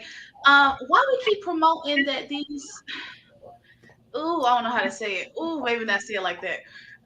Why we keep trying to say, Raven? Why we trying to pair these men up with some women? Like, let him go. Just like I said, let him go to Tibetan mountains and be a silent monk. He can get his life together up there. I wasn't trying to pair him up at all. I was just talking about promoting him getting toward marriage and all of that. No, married 11. no, that's not what was happening. What was it? Did you hear what I said about manifesting? Yeah, as far as him having abandonment issues. Right, that is what I'm advocating for. And then he'll get whatever he wants to get as a result of that, and it'll be fine as long as he does that. If he doesn't do that part, then he's not going to get that. So nobody's advocating like, oh, get what it wants. No, it was advocating for what I said so that he can get the response that he wants. So if he does what I said, then he's way more likely to get the reality that he's looking for. But guess what? That will cause him to be healthier for that reality, is what I'm saying. Yes. So nobody's like, oh, go get this. No, nobody's doing that because we just dangling a carrot. Sometimes you gotta dangle a carrot. You gotta be like, look. As long as he keeps doing what he's doing, he's not gonna get the results. He's not gonna get any results. So there's this man calls sexual behavior pump and dump. That's what he said. He called it pump and dump. Anybody that refers to intimacy on that level is pump and dump. It's like people that I dealt with drug addiction. They chasing that first high, and the reality of it is you'll never be high like you were the first time. That's the reality. But they ain't come to accept that yet. And see, Russ, he calling it pump and dump because by now that's exactly what it is. It's serving no purpose to him. Yeah. It's like women, he finds no purpose in women. Yeah. But he's 36. He still got time. All right. I hope he took something from it. Maybe he did. You know, I hope so. The thing is, Raven, I will explain something to you. One thing that I learned, right, at my big little age, like it's not that big, you know, but it's big enough that I learned that sometimes you are only as aware of your immediate surroundings, right? And the things that you're exposed to. Mm-hmm. And sometimes we just assume that people should be in the same place as us or, you know, should see things the way that we do, but we don't know what their experience is. And we have to think about where our level of thinking was when we were in certain experiences. And it took for us to be exposed to something else to be like, oh, to get it or to see it. And that's how it is. And if you're never willing to engage people at all, then you're never gonna get anything out of it. Like, nobody's gonna get anything. You just throw people away, and just because they aren't who you are, and just because maybe they haven't had the experience that you've had, you just be like, oh, whatever. But you can be the person that helps them get that experience. Exactly. It's because of people through my life that I've been exposed to that were vulnerable enough with me or saw enough value in me to make that investment. Ain't like we trying to hook him up with our auntie. Hell no. Hell no. Take his ass. Whoever put it in the comments and said it's the patience for me, that's exactly what I was going to say. It's the patience for me because you can't come in here off 10 and expect me to walk you down from 10. Y'all are the experienced people in that area. He was okay though. He just has I can't do it with no 40-year-old man. He just on the other side of things. You know, I look at it like I always say, it's two kinds of people. He's just on the other side right now. You know what I'm saying? Like he don't see no benefit in being married. That's okay. He just don't see it. Maybe he will see it one day, but as long as he's happy doing what he's doing, is he genuinely happy? He could be.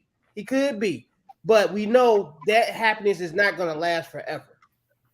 And when that happiness, when that stops, maybe he will have the understanding that we have, and maybe it won't be marriage that he'll get into. Maybe it'll be a long-lasting relationship with a woman. It don't have to be marriage all the time. You know what I'm saying? It can be something else. But as long as he's working hard and taking those risks to get what he really wants, then that's all anybody can ask for. You know what I'm saying? He don't have to get married to be happy. He can, but he doesn't have to give up on people, on women. You know what I'm saying? In the process, you know, like community center or something like that. Yeah. All right, y'all. That was a good show. I had fun tonight. That was good. I wish we had another call. If there's anybody who wants to call in last minute, you can go ahead and do that. But you know, we're in the ladies' room. We talk about everything pertaining to women, love, dating, sex, marriage, children, everything. Society issues, all types of stuff, y'all. Is there anyone want to just say one little tidbit of thing, something people can take away with them, or something you took away from tonight's show? I need to hire Miss Jovo. Good Lord. You almost made me Hey, cry. that's the thing. That's the thing about change and evolution. That's the thing about change. It takes a lot of that P word, patience. And Yes. we live in a society today where we got these cell phones at hand. We have everything we need with just a click. But then these big changes, when they come up, we just want to pull all our hair out and shake somebody because they're not easily accessible. They're not easily accessible. You have to have some type of patience. And remember, with behavior change, the very first step in change is pre-contemplation, meaning that a person has to weigh out pros and cons of what they're doing. And if they're not even willing to look at what they're doing yet, then they ain't ready. And sometimes the response we need to develop is, okay, you ain't ready. And that's okay. It's okay. Doesn't mean that you'll never get ready. It just means you're not ready. Titanium says, "Do you take insurance, Jovo?" I'm working on it, man. I got some things popping off that I'm trying to put into place. But like I tell everybody, my first priority is my family. So, y'all just wait and see. It's some stuff coming. Like I got some things on the back burner. I just got to be mom and wife right now. That's my priority. So that's right. Yeah, there you go. All right, y'all. We're gonna call it a night. I'm actually gonna stop over at Unfiltered Black Man today, or it says Black Man Unfiltered Network. That's his channel. He was our guest earlier. I'll go stop over and say hi to him. And yeah, so you all can go over there, and maybe you ladies will come drop in too. I don't know if you can. It's 11 o'clock. Oh, am I muted? That's so funny. But yeah, we're gonna call it a night. Thank y'all so much for joining us in the ladies' room. We live stream every night, every Tuesday night at 7:15 p.m. We may be moving it to Wednesday night, but we'll let you all know if we do. You can stay up to date on Facebook. On our Facebook group, it's called the Ladies Room Podcast Group Chat, y'all. The conversation continues there. All right. Love y'all. Peace. Peace. Good night.